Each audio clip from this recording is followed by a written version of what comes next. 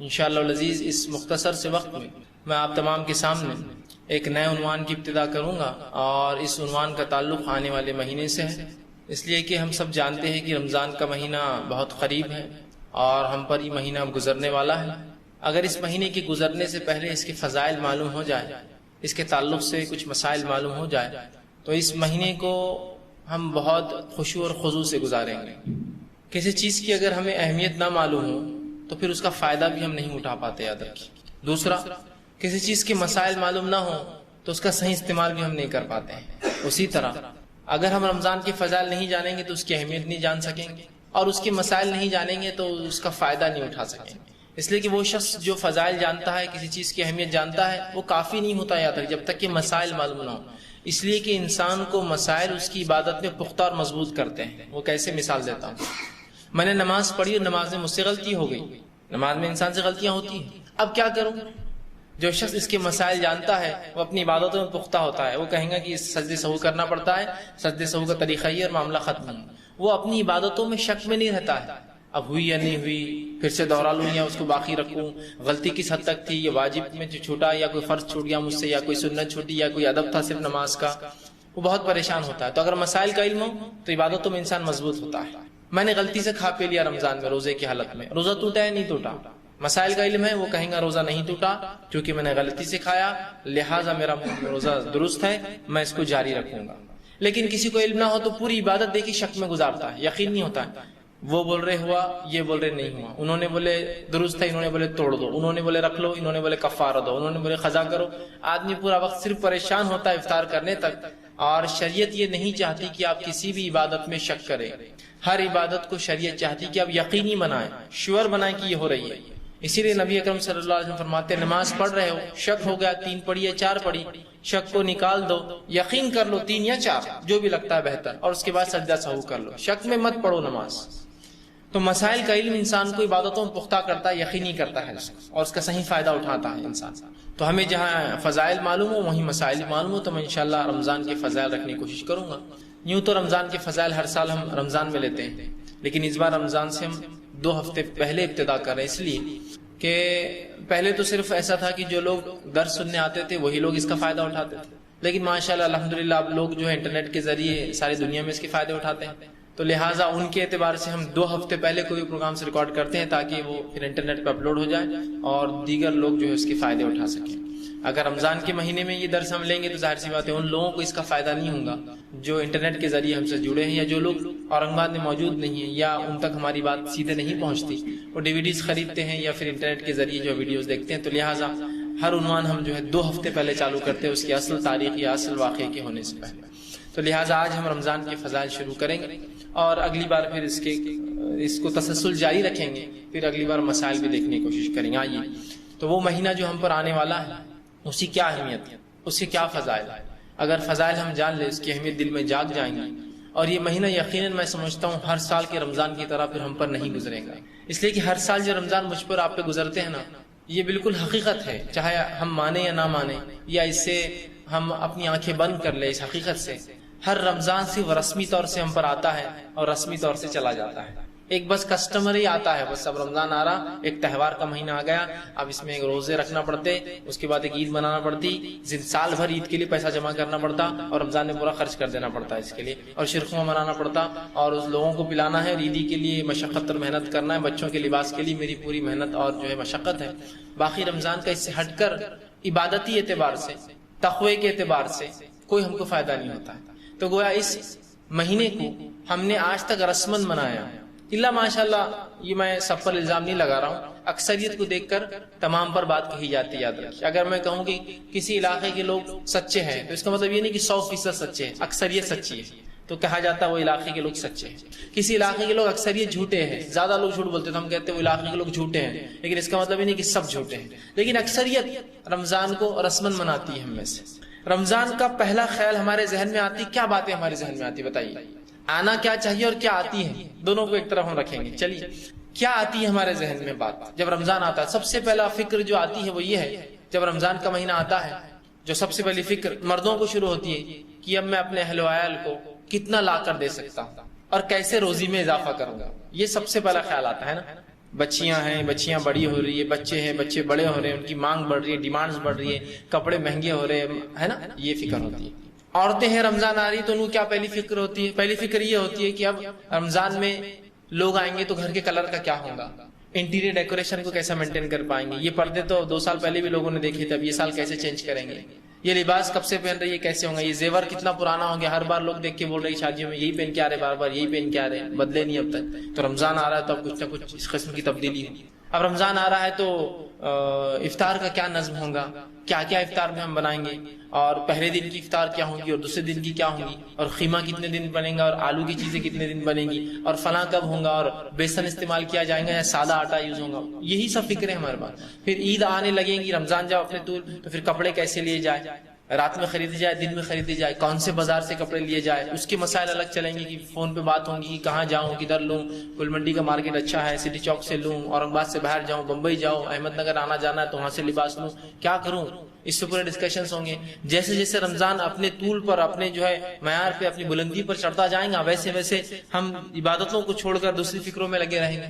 اسی طرح عید کی فکر پھر ہوں گی عورتوں اور مردوں دونوں کو کہ اب عید کا دن ہے، لوگ آئیں گے تو گھر کا ڈیکوریشن برابر ہو، گاڑیاں صحیح سے کھڑی ہو، گاڑیاں دھل کر آ جائے، گھر صاف ہو میرا، اور شیرخرما سب سے اعلیٰ معیار کا ہو۔ لوگ گرم بناتے تو میں ٹھنڈے کی پریپریشن کروں، یہ سال کی ٹھنڈا شیرخرما پلائیں گے ہم، اور تمام تر یہ باتیں ہمارے ذہن میں آتی ہے، چاہے کوئی بھی آدمی ہو، عوام اور خواص، علماء اور جہلا، سب شامل ہیں اس میں۔ یہ حقیقت ہے۔ اب کوئی کہنے نہیں میں ایسا نہیں ہے، تو 1-2 باتوں کو آپ چھوڑ کر باقی سب باتیں ایسی ہوں گی کہ شیرخرمے کے بدلے جوتے کے لیے پریشان ہوں گے، جوتے کے بدلے زیور کے لیے پریشان، زیور کے بدلے لباس کے لیے، شرٹ کے نہیں تو پینٹ کے لیے پریشان ہوں گے، ٹیلر کون سا ہو، بس یہی سب چلتا ہے۔ رمضان آیا تو یہ تمام فکریں ہمارے اطراف جو ہے ایک بادل بنا کر گھومتی ہیں۔ آئیے اس سے برعکس نبی اکرم صلی اللہ علیہ وسلم صحابہ کے لیے رمضان کیسے ہوتے تھے، یہ معیار ہے ہمارے لیے رمضان کا۔ احادیث میں آتا ہے کہ جو ہی رمضان کا مہینہ قریب آتا تو نبی اکرم صلی اللہ علیہ وسلم کمر بستہ ہو جاتے، مانا تیار ہو جاتے، مانا ریڈی ہو جاتے کسی ایونٹ کے لیے۔ اس طرح سے کوئی ایک بہت بڑا اگر واقعہ ہونے والا ہو تو آپ کیسا کمر بستہ تیار ہو جاتے کہ صحت کا خیال رکھو، فلاں کام کرنا ہے، فلاں جگہ جانا ہے، ہر سال کی تجارت ہے، اس میں فلاں ہوتا ہے، یہ چیز خیال رکھو، جس میں کوئی تکلیف نہ ہے نا، خیال رکھتے۔ حج کو جانے کو آپ نے نمبر لگایا تو صحت کا خیال رکھو، بلڈ پریشر کنٹرول میں رکھو، اگر آپ کو شوگر ہے تو اس کے لیے کچھ کر لو، دواؤں کا انتظام کر لو۔ ایک مہینہ، ایک موسم، ایک چیز اور ایک ایونٹ، کسی ایک موقع سے پہلے اس کی تیاری ہوتی ہے۔ تو نبی اکرم صلی اللہ علیہ وسلم جو ہی رمضان آتا تو کمر بستہ ہو جاتے، صدقے اور خیرات کے لیے تیار ہو جاتے، روزوں کے لیے تیار ہو جاتے، قیام اللیل کے لیے تیار ہو جاتے، ذکر و اذکار کے لیے تیار ہو جاتے، تلاوت قرآن میں اضافے کے لیے تیار ہو جاتے۔ ہر قسم کی عبادتی تیاریاں آپ صلی اللہ علیہ وسلم کی اور صحابہ کی ہوتی، اس لیے کہ جیسا استاد ہوتا ہے ویسے تلاميذ اس کے اسٹوڈنٹس ہوتے ہیں۔ تو ظاہر سی بات اگر استاد کی تیاریاں ایسی ہیں، تلاميذ اس کے اسٹوڈنٹس بھی ایسے ہی ہوں گے۔ صحابہ کا بھی یہ معمول تھا۔ تو رمضان آ رہا ہے تو ان کے ذہنوں میں عبادتیں گھوم رہی ہیں، عبادتیں کیسے کریں گے گھوم رہی ہے، کیسے وقت نکالیں گے وہ دیکھا جا رہا ہے، تجارت تو کیسے تھوڑا سا کم کر کے وقت زیادہ لگایا جائے وہ دیکھ رہے ہیں، قیام اللیل کا اہتمام، راتوں کی نماز کا کیسے کریں، دن میں تلاوت قرآن کا کیا معاملہ ہو، ذکر و اذکار میں کتنا وقت عام دنوں سے میں زیادہ دے پاؤں گا، کیسے اپنے رب کو راضی کر پاؤں گا، کیسے میرے روزے مکمل ہو، خشوع اور خضوع کے ساتھ ہو، کوئی کمی نہ آئے، اس کی تیاریوں میں صحابہ لگ گئے، نبی اکرم صلی اللہ علیہ وسلم لگ گئے، امہات المومنین لگ گئی، صحابیات لگ گئی، پورا سماج اور پورا معاشرہ یہی تیاری میں لگا ہے کہ رمضان میں کیسی عبادتیں ہو، کیسے میں زیادہ سے زیادہ عبادتیں کروں۔ یہ تھی ان کی تیاری اور یہ ہے ہماری تیاری۔ کتنا فرق ہے دونوں کے اندر؟ ہماری تیاری میں سوائے دنیا کے اور کچھ بھی نہیں، اور ان کی تیاری میں سوائے آخرت کے اور کچھ بھی نہیں۔ وہ یہ نہیں سوچ رہے کہ اب گھر کو رنگ کیسے دوں، یہ جو چھت ڈالا ہوا چھت کیسے بدلوں، پانی ٹپکتا ہر سال، عموماً چھت کھجور کے پتوں کے ہوتے جس میں پانی بھی گر جاتا تھا بارش کے اندر۔ اسی طرح جو ہے مسجد کا کیسا حال احوال، یہ بھی ہوتا ہے کہ لوگ 5-5 10 دن مسجدوں کی تیاری کر سکتے ہیں، پہلے کر لیجئے رمضان سے، رمضان نہیں ہے تیاریوں کا دن، گھر کو رنگ کر سکتے ہیں، رمضان سے پہلے کر لیجئے، رمضان ضروری نہیں، یہ تو عبادت کا موقع ہے نا۔ تو یہ ایک موسم آ رہا ہے ہم پر، ایک بہترین موقع ہمیں مل رہا ہے، ایک زبردست جو ہے ایک مہینہ آ رہا ہے، لیکن اس مہینے کی آمد پر سوائے دنیا کے ہمارے ذہنوں میں کچھ بھی نہیں آ رہا۔ یاد رکھیے، میں افسوس کے ساتھ کہہ رہا ہوں، میرے ذہن میں بھی اور آپ کے ذہن میں بھی، کوئی مستثنا نہیں ہے، کوئی ایکسیپشنل نہیں ہے، کوئی اس سے چھوٹ نہیں پا رہا ہے۔ ایسا کیوں ہوا؟ کیوں رمضان کی وہ حقیقت ہم نے نہیں جانی، وہ اہمیت نہیں جانی جو اس کی اصل تھی، اصل ہے، اور کیوں ہمارے ذہن میں تمام کی تمام صرف دنیا بھر گئی آخرت چھوڑ کر کہ اس مہینے کو آخرت کی نجات کا مہینہ بنا لو۔ یہ ذہن میں نہیں آتا ہمارے ذہن، اس مہینے کو خوب کھانے پینے کا مہینہ بنا لو۔ یہ بات دل پہ ہاتھ رکھ کر کہی، ایسا کون سا شخص ہے جس نے رمضان میں روزے رکھا اور اس کا وزن رمضان کے بعد کم ہوا ہو؟ نہیں ملیں گے آپ کو کوئی۔ میں یہ نہیں کہہ رہا ہوں کہ بہت برکت آ گئی تھی کھانے میں کہ تھوڑے میں، اس لیے کہ رمضان کا مہینہ آتے ہی سوا کھانے پینے کی ہم لوگ کچھ سوچتا ہی نہیں۔ کسی کہنے والے نے بڑا خوب کہا تھا، مسلمانوں پہ طنز کرتے ہوئے، غیر مسلم تھا، عیسائی، کہا کہ Ramzan is not the month of fasting, it's the month of feasting. Ramzan مسلمانوں کے لیے روزے کا مہینہ نہیں ہے، وہ خوب کھانے پینے کا مہینہ ہے، فیسٹنگ، خوب ہر روز۔ دیکھیے نا، رمضان آتے ہی بھوک کے نام پر سوا کھانے کی کچھ بھی نہیں کرتے، ایک کھانے کو صرف پہلے کر لیتے ہیں، تاخیر سے ہوتا ہے، چھوٹتا تو کوئی کھانا نہیں ہے ہمارا، ایک کھانا جلدی ہو جاتا ہے جو صبح کا ہوتا ہے، دوپہر کا کھانا تھوڑا تاخیر، اتنا ہی بولیں گے نا، اتنا ہی ہوتا ہے نا۔ وہ صبح کا کھانا جس کو سحر کہتے ہیں، وہ اتنا کھا لیتے کہ میں سمجھتا 2-4 دن آدمی آرام زندہ رہے گا بغیر کھائے کے بھی۔ اور وہ افطار جس کو ہم افطار کہتے ہیں، افطار کے نام پر پورا ایک بڑا کھانا ہوتا ہے، پھر اس کے 15 منٹ بعد پھر ایک کھانا ہوتا ہے، پھر اس کے بعد ایک نماز کے بعد پھر ایک کھانا ہوتا ہے، بازار سے آتے آتے اور گھر میں آباد کیا بچا فریج میں سب نکالو، اب وہ بھی کھا لیں گے، پھر شہر میں تیاری الگ ہے کھانے کی۔ تو فاسٹنگ کا ہوا، فیسٹنگ ہی ہوا، خوب تیاریاں ہو رہی، خوب منایا جا رہا ہے، روز خوب کھایا جا رہا ہے، بازار سجے صرف کھانے اور پینوں سے اور لباس۔ جبکہ ہونا یہ چاہتے کہ رمضان آتے لوگوں کو اندازہ ہو جائے، قوموں کو اندازہ ہو جائے کہ مسلمان عبادت کی تیاری میں ہے، اب تم کو دنیا میں نہیں ملیں گے، اب بازاروں میں نہیں ملیں گے تم کو، یہ اب ان کا معاملہ الگ ہو گیا، اب یہ کم از کم 1 مہینہ بہت زیادہ عبادت میں رہے، اور وہ عبادت رسمی نہیں ہوں گی ان کی۔ جب یہ 1 مہینہ عبادت کریں گے اس کا اثر سال بھر پاؤں گے تم ان کے اوپر، ورنہ ہماری رمضان کی عبادتیں بھی رسمی ہیں، کسٹمری ہے۔ وہ کیسے؟ غیر مسلموں میں جو اٹھا بیٹھا ہو، جو غیر مسلموں سے تعلقات رکھتا ہو، وہ میرے سے اچھی گواہی دیں گا اس مسئلے کی کہ جو ہی رمضان کا مہینہ آتا ہے، غیر مسلم تاجر، غیر مسلم لوگ ایک دوسرے سے مشورے کرتے، بات چیت کرتے، دیکھو کون کون سے مسلمانوں پہ ادھار رہ گیا پیسہ، یہ مہینے میں لے لو، یہ دھوکہ نہیں دیتے اس مہینے میں۔ اگر رمضان بھر مسلمانوں کو مال سپلائی کرتا رہا تو وہ ایک دوسرے کو فون کر کے بولتے رمضان ختم ہونے سے پہلے دیکھ ان کا پوتر مہینہ ختم ہو رہا، اس سے پہلے لے لے، اس کے بعد سال بھر کو دھوکہ دینے والا ہے، تو ابھی لے لے اس سے جو لینا ہے۔ تو فوراً وہ بولتا بھائی یہ 3-4 تاریخ سے پہلے میرے کو ہونا پورا معاملہ، اس صبح عید آ جائیں گی نا تو مسلمان پھر دھوکے باز بن جائیں گے جیسے پہلے تھا، پھر جھوٹا بن جائیں گے جیسے پہلے تھا، پھر جو ہے دغا بازی کریں گے ایسے پہلے کر رہا تھا۔ تو گویا اس مہینے کو ہم رسمن مناتے ہیں، کسٹمری کی، بھائی جھوٹ مت بولو، نظروں کی حفاظت کرو، دین کو اختیار کر لو، تقوی اختیار کر لو، یہی ہوتا ہے نا، رسمی کرتے ہیں، اس میں کوئی دو رائے نہیں، الا ماشاءاللہ کچھ لوگوں کو چھوڑ کر ہوتا ہے نہیں۔ رمضان میں ایک مرتبہ ایک بازار سے میرا گزر ہوا اور چاند دکھ چکا تھا، تو ہوا یوں کہ 4-5 دکانیں تھی، ان کا زیادہ بزنس چلتا ہے اس رات جب چاند دکھ جاتا ہے، حجام تھے بیچارے، تو وہ کال کرتے رہتے ہو، کمپٹیشن رہتا ہے، بھائی آ جاؤ ادھر، ادھر اٹریکشن دیتے نا۔ تو ایک حجام نے مجھے آواز دے دی کہ بھائی آ جائیے ادھر، چاند دکھ گیا اب، ٹھیک۔ میرے ہولیا دیکھ کر اس نے کہا چاند دکھ گیا، تو دوسرا اس کو بولنے لگا ارے یہ رمضان کے مسلمان نہیں ہیں، یہ تو رمضان میں اتنی بڑی داڑھی نہیں ہوتی نا آدمی کی، تھوڑی بڑھتی صرف رمضان میں، یہ رمضان کے لوگ نہیں ہیں۔ پھر وہ غیر مسلم تھا، سمجھا دیکھ ویسا نہیں رہتا، یہ جو بڑھ جاتی نا جس کی، یہ پرماننٹ رہتے، ان کو نہیں بولنا کبھی بھی، یہ چڑھ جاتے ایسا کرے۔ وہ جو چھوٹی چھوٹی رہتی نا وہ ٹیمپر رہتے، اور وہ کیا کرتے رمضان کا بھر رکھ کر پھر کاٹ لیتے۔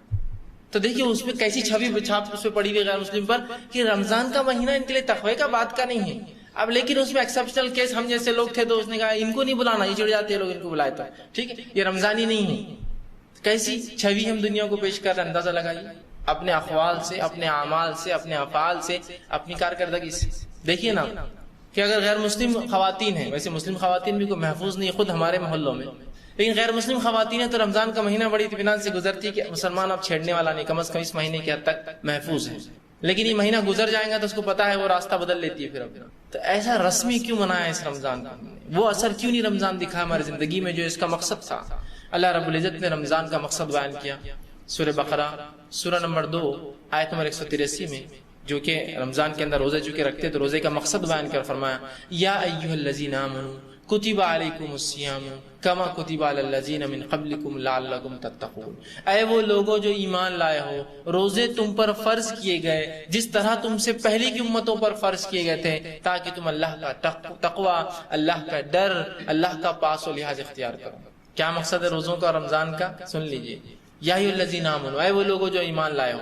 اللہ کافروں سے خطاب نہیں کر رہا ہے، اہل کتاب سے خطاب نہیں کر رہا ہے، مشرکین سے خطاب نہیں کر رہا ہے، ان لوگوں سے خطاب کر رہا ہے جنہوں نے دعویٰ کیا ایمان لانے کا، ختم، باقی کس سے خطاب نہیں اللہ کا۔ یا ایھا الذین آمنوا، اے وہ لوگوں جو ایمان لائے، کتب علیکم الصیام، تم پر روزے فرض کیے گئے، کما کتب علی الذین من قبلکم، اور یہ کوئی نئی بات نہیں ہے۔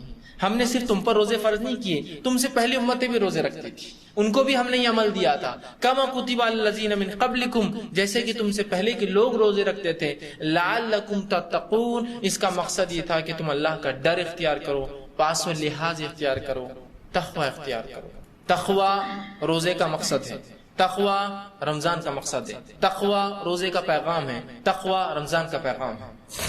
یہ بڑی اصل چیز ہے، یاد رکھیے، یہ بہت اہم چیز ہے تقوی اللہ، اس کو سمجھنے کی کوشش کیجیے کہ تقوی کا کیا معنی ہے، بہت اہم چیز ہے، ہم اس کو بھول چکے ہیں۔ اگر کوئی شخص اتنا بھی کسی کہہ دے کہ اللہ کا ڈر اختیار کرو، یہ بہت بڑی بات ہے، یہ بہت بڑی بات ہے، یاد رکھیے۔ ایک مرتبہ ایک بات ہوئی، ایک واقعہ ہوا کہ ایک شخص، ایک نوجوان نے خواہش کی ایک شخص سے کہ میں لوگوں سے کچھ خطاب کرنا چاہتا ہوں، لوگوں سے کچھ بیان کرنا چاہتا ہوں۔ انہوں نے اسے ایک موقع دیا کہ آؤ لوگوں سے بیان کرو، لیکن اس میں ہمت نہیں تھی، ڈر تھا، چونکہ لوگ، ہر کسی میں وہ جو ہے وہ صلاحیت نہیں ہوتی کہ لوگوں کے سامنے کھڑے ہو کر وہ بات کر سکے۔ وہ نوجوان چڑھا اور صرف اتنا کہا، یا ایھا الناس اتقوا اللہ، اے لوگوں اللہ سے ڈرو، اور اتر گیا، کہا بس میں اس سے زیادہ کچھ نہیں بول سکتا، مجھ میں ہمت نہیں۔ لیکن دیکھیے اس نے اپنے دل کی گہرائیوں سے ایک پیغام پہنچا دیا، اللہ سے ڈرو۔ اس سے بڑا پیغام کوئی نہیں کہ یا ایھا الناس اتقوا اللہ، اے لوگوں اللہ سے ڈرو۔ اللہ رب العزت نے بار بار اس پیغام کو قرآن میں دہرایا، یا ایھا الذین آمنوا اتقوا اللہ، اے وہ لوگوں جو ایمان لے اللہ کا ڈر، تقوی اختیار کرو، اور بار بار اس جملے کو دہرایا۔ تو اللہ کا تقوی، سمجھیے اس بات کی بڑی اہمیت ہے۔ آپ کہیں گے اتنا سا مقصد، عظیم مقصد ہے۔ اللہ کا ڈر جب انسان میں آ جاتا ہے تو حرام اور حلال کی تمیز کرنے لگتا ہے، دین اور شریعت اور جو ہے دنیا کے اندر وہ فرق کرنے لگتا ہے، دنیا پہ آخرت کو ترجیح دینے لگتا ہے، حرام حلال کی تمیز کرتا ہے، دھوکے بازی، جھوٹ اور تمام وہ خصلت رذیلہ جس کو کہتے ہیں، بری خصلتیں، ان سے احتیاط کرتا ہے، اور وہ خصلتیں جن کو حسن خلق کہتے ہیں، اچھی اخلاق، اچھی باتیں، اچھی خصلتیں، اچھی عادتیں اپنے نفس میں پیدا کرتا ہے۔ اس کے ہر عمل سے چھلکتا ہے کہ اللہ کا ڈر رکھنے والا ہے، اور ہر بار آخرت اس کے ذہن میں ہوتی ہے کہ یہ کروں گا تو اس کا اثر آخرت پہ کیا ہوگا، یہ کروں گا تو اس کا آخرت پہ اثر کیا ہوگا۔ تو اللہ کا ڈر بڑی عظیم چیز ہے۔ اور یہ ایک مہینے کا پیریڈ، 29 دن یا 30 دن بولیے، شرعی اعتبار سے ایک مہینہ ہی ہوتا ہے۔ یہ ایک مہینے کا جو پیریڈ دیا گیا، یہ جو وقت ہے، یہ تقوی اختیار کرنے کا وقت ہے، یہ تقوی کو سیکھنے کا وقت ہے، یہ تقوی کو اپنی نفس میں ڈالنے کا وقت ہے، اور سارے سال پھر اس کا اظہار کرنے کا وقت ہے۔ یہ نہیں کہ رسمی طور سے پورا مہینہ میں نے تقوی اختیار کر اور پھر چھوڑ دیا۔ اندازہ لگائی، جو انسان ایک مہینہ تقوی اختیار کر سکتا ہے، ایسے کیا ہو گیا ایک مہینے بعد جو اس نے اچانک تقوی کو اتنا زبردست انداز سے چھوڑا، سوائے اس کے کہ اس نے اس کو اہمیت نہیں دی ہوگی، رسمی طور سے یہ کام کیا ہوگا۔ جو شخص ایک مہینے تک 5 وقت کی نمازیں پڑھتا ہے، ایسا کیا ہوا اس سے 31ویں دن یا 30ویں دن روزہ، مطلب رمضان ختم ہونے کے بعد، مہینہ ختم ہونے کے بعد، کہ اس کی زندگی کی کایا پلٹ گئی اور وہ ایک بھی نمازیں نہیں پڑھتا ہے، سوائے اس کے کہ جو مہینہ گزرا اس نے اس کو بغیر تقوی کے گزارا، بغیر اس کے، صرف رسمی دکھاوے کے لیے سب کام کیا۔ 30 دن ٹریننگ کے بعد بھی اگر کوئی ایسا کرے تو عجیب بات ہے نا، وہ چیز پیدا نہیں ہو سکی ہم میں۔ ایک صاحب نے مجھ سے کہا، ایک حقیقت بیانی تھی ان کی، اور آپس میں مجھ سے کچھ شیئر کر رہے تھے، بتانا چاہ رہے تھے کہ کیا ہوا۔ وہ کہنے لگے، ہم نے لوگوں کو اپنی درسگاہ میں بہت تعلیم دی، اور جب ہم ان کو تعلیم دیتے ہیں اس درسگاہ کے اندر تو ہم ان کی پوری رپورٹ تیار کرتے ہیں۔ جب اس درسگاہ سے لوگ جاتے ہیں تو ہم دوسرے لوگوں کو کہتے ہیں کہ ان کے بارے میں کچھ رپورٹ دیں، اور جو چیز ہمارے سامنے آئی وہ یہ ہے کہ جب تک لوگ ہمارے پاس موجود تھے وہ 5 وقت کی نماز پڑھتے تھے اور تمام ذکر و اذکار کرتے تھے، دینی معاملات کرتے تھے، لوگوں کی جو ہے خیر خواہی کرتے تھے۔ لیکن جو ہی وہ جس دن ہماری درسگاہ سے نکلے، جو رپورٹ آتی ہے وہ یہ ہے کہ پھر اگلی بار درسگاہ میں آ کے ہی جو ہے وہ نماز پڑھتے ہیں اور تمام کام کرتے ہیں۔ کہا ہم وہ چیز نہیں پیدا کر سکے ان لوگوں کے اندر جو مطلوب تھا، اللہ کا ڈر جو وہاں بھی ہو جب درسگاہ میں ہو، اور وہاں بھی ہو جب وہاں سے نکل جائے، ہم وہ نہیں پیدا کر پا رہے ہیں۔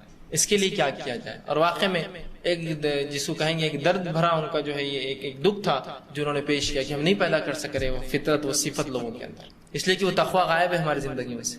وہ جب نہیں ہوتا ہے تو رسمی ہوتی ہے چیزیں۔ تو جو تقوی ہم رمضان میں اختیار کرتے ہیں نا وہ رسمی ہے، اگر وہ حقیقی تھا تو اس کا اثر زندگی بھر چھلکتا، سال بھر تو چھلکتا ہی، زندگی بھر چھلکتا، اور اگلے سال تک جو کوتاہیاں ہوتی پھر وہ رمضان آپ کو فریش کر دیتا، ریفریش کر دیتا، آپ کی اصلاح کر دیتا اور ایک بہترین انسان بنا دیتا۔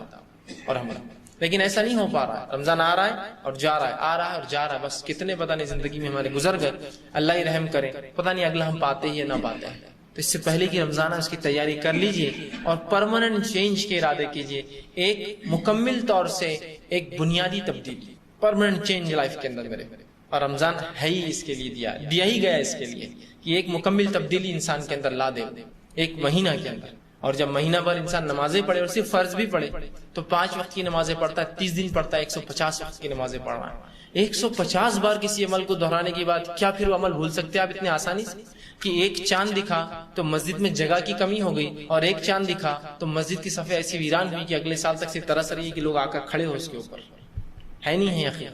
تو گویا مسلمان نے رسمی منایا اس رمضان کہ ایسی کوئی مسجد نہیں ہوتی شہر اور گاؤں میں جو رمضان کی 1 تاریخ جب چاند دکھ جاتا ہے، پہلی تراویح ہوتی ہے یا دوسری تراویح ہوتی ہے، اس میں جگہ پورتی ہو، سڑکوں پہ آ جاتے ہیں، چھتوں پہ چڑھ جاتے ہیں، راستے بند کرنے پڑتے ہیں، وضو خانوں پہ لوگ چڑھے ہوئے ہیں، طہارت خانوں کے پاس نمازیں ہو رہی، چپلیں ہٹا کر نمازیں پڑھ رہے ہیں۔ لیکن اسی کے بعد ایک اور چاند دکھتا ہے جو کہ شوال کا چاند ہوتا ہے، عید کا چاند بولتے ہیں اسے۔ اس عید کے چاند کی عشاء اور اس رمضان کے چاند کی عشاء کا فرق یہ بتاتا ہے کہ مسلمان نے رمضان رسمی منایا، حقیقی نہیں منایا۔ اگر حقیقی مناتا تو 150 بار جو عمل اس نے کیا مسجد میں جا کر، ہر روز 5 بار، اتنے جلدی نہیں بھول سکتا اس عمل کو، اتنے جلدی کوئی انسان نہیں بھول سکتا، یہ ہو ہی نہیں سکتا۔ ایک مثال دیتا ہوں، مثال کے طور پر آپ اکاؤنٹنٹ ہے یا ایک ایسا کام کرتے اس میں آپ کو بہت لکھنا پڑتا ہے۔ جب انسان لکھتا ہے تو خطائیں، غلطیاں ہوتی ہیں، پین پھسل گیا، غلط چیز لکھ دی، غلط نام لکھ دیا، 1 صفر زیادہ ڈال دیا اکاؤنٹ کے اندر، ہاں ہوتا ہے نا ایسی غلطیاں، 1000 کی جگہ 100 لکھ دیا، اور سمجھ لیجیے آپ کے علاقے میں ربر کی ایجاد نہیں ہوئی ابھی، تو کیسی آپ پریشانی میں رہتے ہوں گے جب غلطی ہوتی ہوں گی، کیا کرے یار، اس چھوٹی موٹی غلطی تو کٹ کر دی جائیں گے، لیکن بڑی غلطی سے ایک پورا پیراگراف، ایک پورا جملہ غلط لکھ دیا تو کتنا مشکل ہوگا کٹ کرنا۔ تو اس سہولت کے لیے ایک ربر ایجاد کیا گیا کہ بھائی جب غلطی ہو جائے تو ربر سے کیا کر لیا کرو، مٹا لیا کرو، اس کو رب کر لیا کرو۔ آپ کو ربر دیا گیا، آپ نے ربر لے لیا، بڑے خوش ہوئے۔ اس کے بعد تھوڑے دن تو آپ وہی عمل کرتے رہے جو ربر کا اصل مقصد تھا، غلطی ہو تو مٹا لو، لیکن اس کے بعد آپ نے یہ سمجھنا شروع کیا کہ ربر اس لیے دیا گیا کہ غلطی کرو، اور پھر آپ غلطیاں کرنا شروع کرے خزدن، اور بعد میں ربر سے مٹا رہے ہیں، خزدن کر رہے ہیں اور بعد میں ربر سے مٹا رہے ہیں۔ بس یہی مسلمان کا حال ہے۔ رمضان دیا گیا مغفرت کے لیے، لیکن ہر مغفرت کے دعوے کو، ہر مغفرت کے وعدے کو جو اللہ رب العزت نے اس امت کو کیا ہے، اس مغفرت کے وعدے کو امت مسلمہ نے گناہ کرنے کا لائسنس سمجھا ہے۔ حج کر لو تو ایسی مثال ہے اس شخص کی جو حج مبرور کرے، ایسا حج کرے جو قبول ہو جائے اللہ کو، اس کی مثال ایسی ہے جیسا اس کی ماں نے اس کو آج پیدا کیا ہے نا۔ اللہ کا وعدہ ہوا حج کرنے والے کے لیے، اس کی مغفرت ہے، اس کے گناہ اللہ نے معاف کر دیے۔ اس وعدے کو ہم نے کیا معنی میں لیا؟ اس کا معنی یہ ہے کہ حج کر کے آؤ اور گناہ کرو، پھر اگلا حج کر لے، ہے نا۔ ہر اللہ کے وعدے کو، حج کے اور دعوے کو مغفرت کے، ہم نے یہ دعوت نامہ سمجھا گناہ کرنے کا۔ تو رمضان جب آیا تو رمضان کو ہم نے سمجھا اس مہینے میں ہم گناہ دھو سکتے ہیں، یقیناً دھو سکتے ہیں، لیکن ہم نے اس کو رسمی دھویا کہ رمضان کے مہینے میں گناہ دھو اور پھر رمضان کے بعد سے شروع کر دو۔ اگلا رمضان آئے گا پھر دھو، پھر رمضان کے بعد پھر شروع کر دو، اور اگلا رمضان آئے گا پھر دو، اور اس کے بعد پھر کر دو۔ اسی وجہ سے یہی حالات کو دیکھ کر شاید وہ مثال بنی کہ 100 چوہے کھا کر بلی چلی۔ آپ سمجھتے ہیں کیا بولا؟ مطلب بہت اپنے آپ کو گناہ میں ڈال دیا، ہزاروں لاکھوں کو لوٹ لیا، اور پارسا بننے کے لیے پھر ایک عبادت کر کے آ گئے، اور آنے کے بعد پھر وہی گناہ میں ملوث۔ تو ہر اللہ کے وعدے کو مغفرت کے ہم نے گناہ کا لائسنس سمجھا ہوا ہے۔ ارے اس کا مطلب تمہارے گناہ معاف ہو گئے، ماشاءاللہ حج کر کے آ گئے، پھر اب کرو نا نئے گناہ پھر۔ اچھا اس کا مطلب یہ، اور مولوی صاحب نے بولا پچھلے پورے معاف ہو گئے، مطلب آپ تم کر سکتے ہو۔ اللہ کے بندوں کے حق کبھی معاف نہیں ہوتے، حتیٰ کہ اللہ کے بندوں کے حق اللہ بھی نہیں معاف کرتا۔ مطلب میرے کو ان سے معافی مانگنا پڑیں گی ذاتی طور سے، اور وہ چیز دینا، وہ وعدے پورے کرنا پڑیں گے جو کیے تھے۔ تو رمضان پھر مغفرت کا ایک مہینہ آ رہا ہے، لیکن اس مغفرت کو پھر ہم نے سمجھا یہ گناہ کرنے کا لائسنس ہے، گناہ کرنے کے لیے وجہ ہے رمضان۔ اب رمضان گزار لیا، نمازیں پڑھ لی، روزہ رکھا، زکوٰۃ دی، حج کیا، اس کا مطلب یہ، عمرہ کیا، اس کا مطلب یہ کہ اب نئے گناہ کرنا ہے مجھے اگلے سال۔ تو رمضان ایک ایسا مہینہ اپنے لیے بنا لیجیے جو ایک پرماننٹ چینج، ایک ایسی تبدیلی میری زندگی میں لائے کہ میں واقعی میں پلٹ جاؤں، پورا رمضان مجھے جو ہے پھیر دے، ایک عجیب انسان بن جاؤں رمضان کے بعد۔ تو کوشش کرے اس رمضان کو وہی رمضان اپنے لیے بنا لوں میں جو میری زندگی کو تبدیل کرتا، اور اس کے بعد لوگ کہیں یہ رمضان سے پہلے ایسا تھا، اس میں چند ایسے گناہ تھے، سبحان اللہ ماشاء اللہ چھوڑ چکا ہے رمضان کے بعد۔ 30 دن جب عمل کیا تو کیوں نہیں چھوڑے گا ایک انسان؟ اور فلاں اس میں کمیاں تھی، ماشاء اللہ وہ کمیاں ختم ہو چکی ہے، پہلے 3 وقت نماز پڑھتا تھا، اب 5 پڑھتا ہے۔ اگلا رمضان آیا دیکھو پچھلے رمضان تک یہ بے نمازی تھا، پچھلے رمضان نمازی بنا، اس رمضان اس نے تو نوافل کا بھی اہتمام شروع کر دیا، اب تو زیادہ دیر تک مساجد میں ہوتا ہے۔ پھر اگلا رمضان آیا، ارے یہ پچھلے رمضان تک فلاں تھا، اگلے رمضان یہ تبدیلی، یہ آپ دیکھو ماشاءاللہ فلاں کر رہا ہے۔ میں یہ نہیں کہہ رہا ہوں یہ آپ کو بتانا یہ تبدیلی میرے اندر آئی، دیکھیے رمضان گزر، نہیں، یہ اندر ہوں گی، اپنے اندر لوگ محسوس کریں گے اس چیز کو، جیسا لوگوں نے محسوس کیا نا ہماری برائی کو، کہ رمضان کی ایک رات پہلے رمضان شروع ہوا، چاند رات ہوئی، چاند رات تک انسان جو ہوتا ہے اس مغرب تک، اور چاند رات کے بعد جو انسان ہوتا ہے وہ فرق محسوس کرتے ہیں لوگ، رومال ڈالا ہوا ہے، داڑھی خوب بڑی ہو چکی ہے، ہاتھ میں کبھی کا تسبیح ہے، آنکھوں کے اندر سرما لگا ہے، نظریں پوری نیچی ہے، دھوکہ دینے کوئی معاملہ نہیں ہے، گالی منہ سے نکل بھی رہی تو منہ بند کر کے استغفر اللہ استغفر اللہ، گالی نکل گئی، یہ ہو رہا ہے۔ اور جیسے ہی ایک چاند پتہ نہیں کیا فرق لاتا ہے، واقعی میں چاند میں اگر یہ خوبی ہے تو ہم دعا کریں گے ایسا چاند نکلے ہی نہ، جو اتنی تبدیلی لاتا ہے۔ وہ چاند کا دکھنا پوری کایا پلٹ گئی، کہ لوگ جس کو بڑا بھائی سمجھ رہے تھے وہ خود حقیقت میں وہی تھا، چونکہ اس کا حیت ہی بدل گئی، رومال اس کا غائب ہو گیا، لباس اس کا تبدیل ہو گیا، سنت نوافل اس کی چھوٹ گئے، فرائض کا اہتمام تو بہرحال بہت دور کی بات ہے، رہا ہی نہیں معاملہ ہو۔ اس کے بعد پوری کایا پلٹ گئی، نظروں کی حفاظت ختم ہو گئی، وہی منہ اور گندی زبان چالو ہو گئی، دھوکہ دھڑی پھر وہی ہو گیا، تبدیلی نہیں آئی، تبدیلی نہیں آئی۔ رمضان کا مقصد نہیں آیا، تو رمضان کا مقصد ہے اللہ کا ڈر اختیار کرنا، اللہ کا تقوی، اور تقوی کا ایک معنی شیخ عبد القادر محدث دہلوی جو لیتے ہیں وہ یہ ہے پاس و لحاظ رکھنا، یہ بھی بڑا اچھا معنی ہے تقوی کا، ڈر سے ہٹ کر یہ معنی ہے پاس و لحاظ۔ پاس و لحاظ کس اعتبار سے؟ آپ ایک بس میں سوار ہیں اور ایک بوڑھا انسان اس بس میں سوار ہو جائے تو اس بوڑھے انسان کی عمر کا پاس و لحاظ رکھتے ہوئے اپنی جگہ چھوڑ دیتے ہیں، پاس و لحاظ۔ ایک کمزور انسان کو دیکھ کر اپنا کھانا آپ اس کو دے دیتے ہیں، اس کا پاس و لحاظ رکھتے ہیں۔ تو اپنے رب کا پاس و لحاظ ہے تقوی، کہ جس نے مجھے پیدا کیا اس کا لحاظ رکھو، جو وہ چاہتا ہے وہ کروں، جو نہیں چاہتا ہے مت کرو، یہ لحاظ۔ تو یہ بھی تقوی کا معنی پاس و لحاظ رکھنا کسی ذات کا، اللہ کا پاس و لحاظ رکھو، ڈر اختیار کرو اس کا۔ تو رمضان کا مقصد اللہ کا ڈر ہے، اور اگر 30 دن ڈر ہم نے اختیار کیا اور 31ویں دن وہ ڈر باقی نہ رہا تو یہ ڈر رسمی تھا۔ رسمی سمجھتے ہیں نا، کوئی چیز کسٹمری چل رہا ہے تو ایسا کرنا پڑتا ہے، کیوں نہیں معلوم ہوتا ہے نا، بہت سے کام پوچھے ایسے کیوں کرتے، نہیں معلوم یار بس کرنا پڑتا ہے۔ ویسا نہیں ہونا چاہیے، معلوم ہو مجھے میں کیوں کر رہا ہوں اور اس کے کیا فائدے ہیں، اور میں اپنے آپ کو بدل رہا ہوں۔ تو یہ 1 مہینہ ٹریننگ کے لیے، اگر 1 مہینہ کسی شخص کو ٹریننگ دی جائے اور ٹریننگ دینے کے بعد جب اس کو کوئی چیز مکمل ہو جائے، اس کو سرٹیفکیٹ دیا جائے، سند دی جائے کہ آپ مکمل ہو چکے اس فن اور اس فیلڈ میں، اور وہ سرٹیفکیٹ اور سند لیتے دوسرے دن غلطی کرے تو آپ کیا کہیں گے؟ وہ مدرسہ، وہ اسکول، وہ درست نہیں تھا، انسٹیٹیوشن جہاں اس کو سند ملی یہ غلط تھا، اس لیے کہ یہ تو نہیں کر سک رہا، 31ویں دن فیل ہو گیا ہے نا۔ ویسے مسلمانوں کا حال ہے آج کہ 30 دن تو ایسا تقوی اختیار کر لیا کہ مجبور ہو گئے لوگ کہنے پر کہ یار ایسا متقی نہیں ہے ہمارے علاقے کے اندر، اور 31ویں دن جو ہے عید کا دن آیا، ایسی تبدیلی آئی کہ لوگ مجبور ہو گئے کہنے پر کہ ایسا آدمی تو نہیں، اتنا برا ہم نے نہیں دیکھا آج تک۔ تو اس کا مطلب وہ 30 دن کا معاملہ پورا دکھاوا تھا، اگر واقع میں وہ تبدیلی تھی تو 30 دن جو انسان عمل کرے نا وہ زندگی بھر ہو سکتا ہے۔ اس لیے تو اللہ رب العزت نے اپنی حکمت سے 30 دن طے کیے، چاہتا تھا 3 مہینے کے روزے حکم دے سکتا تھا، رکھنا پڑتے تھے ہم، چاہے تو 6 مہینے کے کہتا تھا رکھنا پڑتے تھے ہم، چاہے ہر مہینے آڑ بولتا تھا رکھنا پڑتے تھے ہم، نہیں کیا۔ اللہ کو مانتا ہی کافی 1 مہینہ، 1 مہینے میں انسان کی کایا پلٹنی بہت ہے۔ جو انسان 1 مہینے حرام چیزوں سے بچتا رہا، حرام چیزیں کھانے، حرام چیزیں پینے، حرام چیزوں کے استعمال سے، تو کیا ہی ممکن اس کے لیے نہیں ہے کہ وہ بعد میں بھی سال بھر بچتا رہے۔ 1 مہینہ بہت لمبا عرصہ ہوتا ہے۔ تو رمضان کو ایک موقع بنا لیجیے اب اپنی زندگی کو تبدیل کرنے کا۔ یہ رمضان آئے گا بس فلاں فلاں حرام کاریاں مجھے چھوڑنا ہے، فلاں فلاں نیکیوں میں اضافہ کرنا ہے۔ اگر یہ بھی طے کر لینا اور ہر رمضان کچھ نہ صحیح تو 2 بڑی بڑی نیکیوں میں اضافہ کر لے اور 2 بڑے گناہ بھی چھوڑنے کا طے کر لے۔ میں یہ نہیں کہہ رہا ہوں کہ مطلوب ہے کہ 2 ہی چھوڑے پھر 2 چھوڑے پھر 2، نہیں، مطلوب تو یکا ایک ہے، لیکن کم از کم کچھ نہیں سے کچھ صحیح جو بولتے ہیں نا کہ کچھ نہیں ہاتھ آیا تو کم سے کچھ ہاتھ آ جائے تو لے لو، غنیمت جانو۔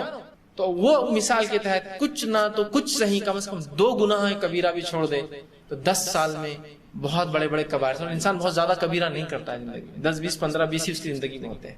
تو 10 سال کے رمضان اس کو ایک اچھا مسلمان اور مومن بنا دیں گے کہ بھائی یہ 2 چیزیں کہ میں جھوٹ بولتا ہوں اور دھوکہ دیتا ہوں، اب نہیں، یہ رمضان کی بات نہیں، بندوں کے حق اب نہیں ماروں گا۔ اور 2 اضافے نیکیوں میں کرنا ہے، نماز کی پوری پابندی ہوں گی اور تلاوت قرآن میں مسلسل کرتا رہوں گا معنی کے ساتھ، ختم۔ اب یہ تبدیلی 2 ہی سوچیے آپ، یہ بہت بڑا چینج لائیں گے، پوری زندگی کایا بدل دیں گے، بالخصوص نماز۔ اس لیے کہ نماز وہ عمل ہے جو انسان کو فحش اور منکر، گندگی، بے حیائی، برائی اور خراب کاموں سے روکتا ہے، ٹھیک؟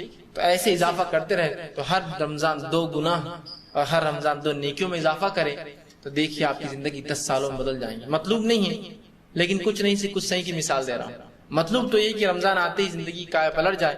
اب جتنی گناہ پہ معصیت چھوڑوں اور جتنی نیکیاں ہو سکتے اتنے کروں، یہ میرا ایک منشا ہو، میرا یہ مشن ہو اس کے لیے. تو اب پھر ایک رمضان آ رہا ہے، اس کو مشن بنا لیجیے. رمضان کی فضیلتیں کیا ہے، اس کی اہمیت کیا ہے؟ سب سے پہلی اہمیت اس مہینے رمضان کی یہ ہے کہ اللہ رب العزت نے اس مہینے کو اپنی فرض عبادت روزے کے لیے انتخاب کیا. بس یہی سمجھنے کے لیے کافی ہے اس کی فضیلت کیا ہے کہ رمضان کے روزے فرض ہے نا.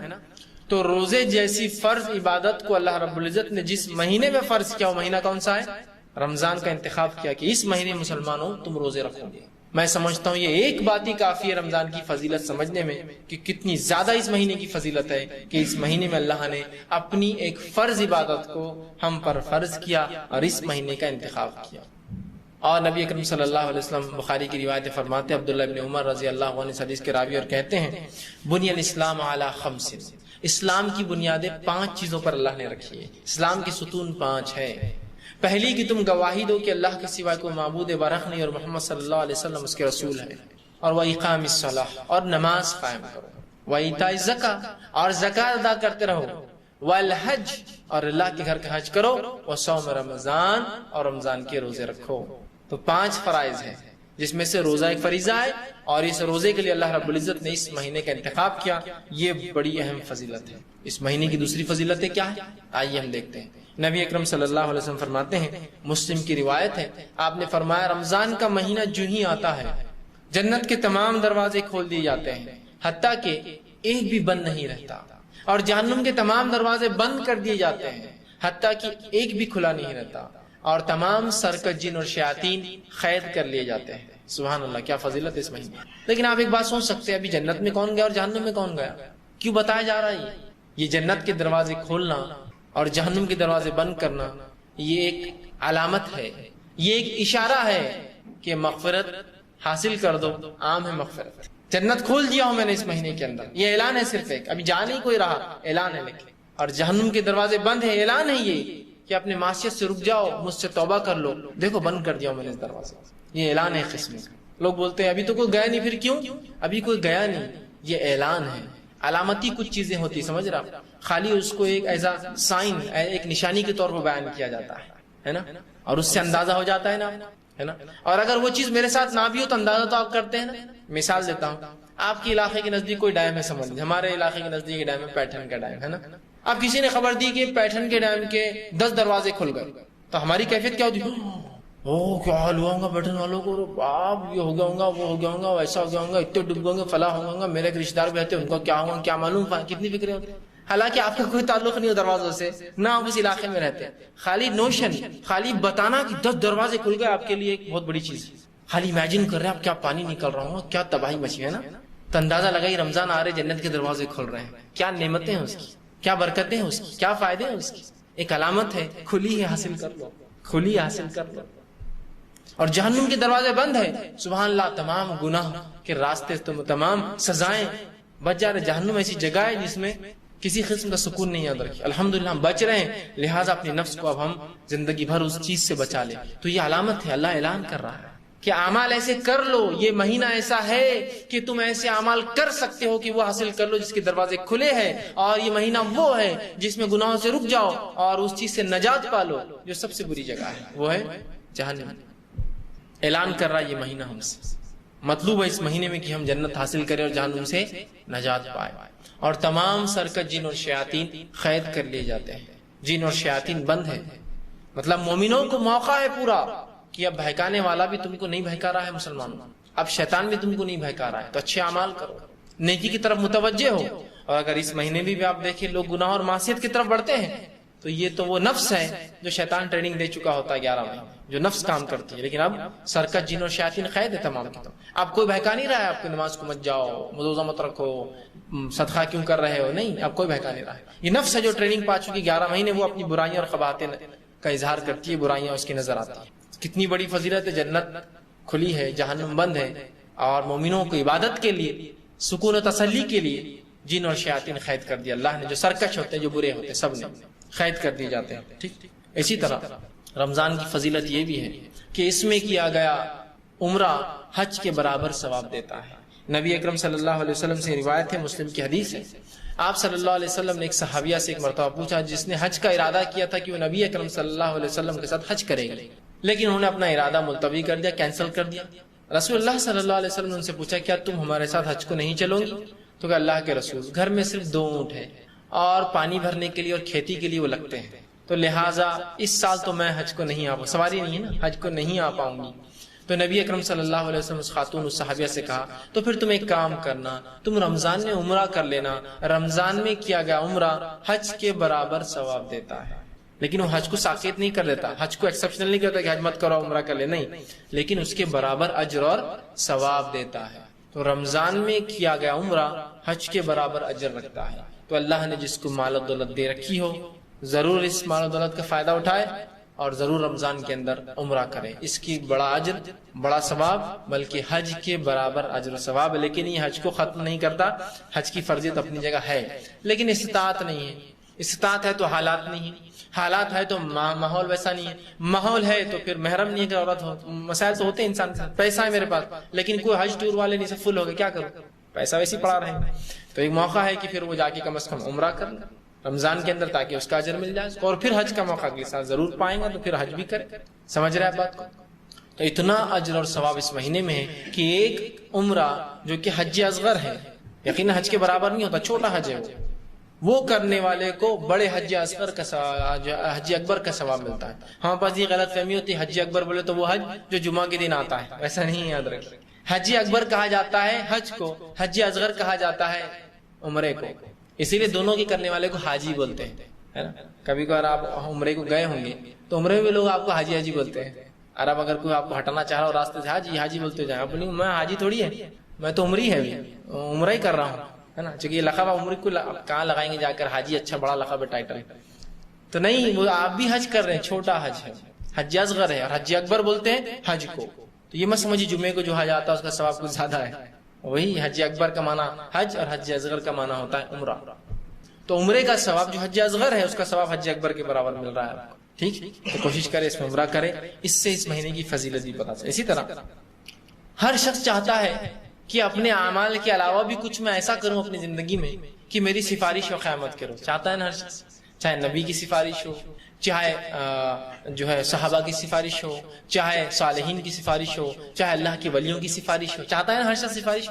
آئیے جائز سفارش کیا بتا رہا ہوں میں آپ کو، جو چیز واقعتاً سفارش کرنے والی، جس کے الفاظ آ رہے حدیث کے اندر، نبی اکرم صلی اللہ علیہ وسلم فرماتے ہیں، یہ مسند احمد الطبرانی کی روایت ہے، آپ فرماتے ہیں روز قیامت کے دن روزہ اور قرآن سفارش کریں گے، شفاعتی بننے والے ہیں۔ کون؟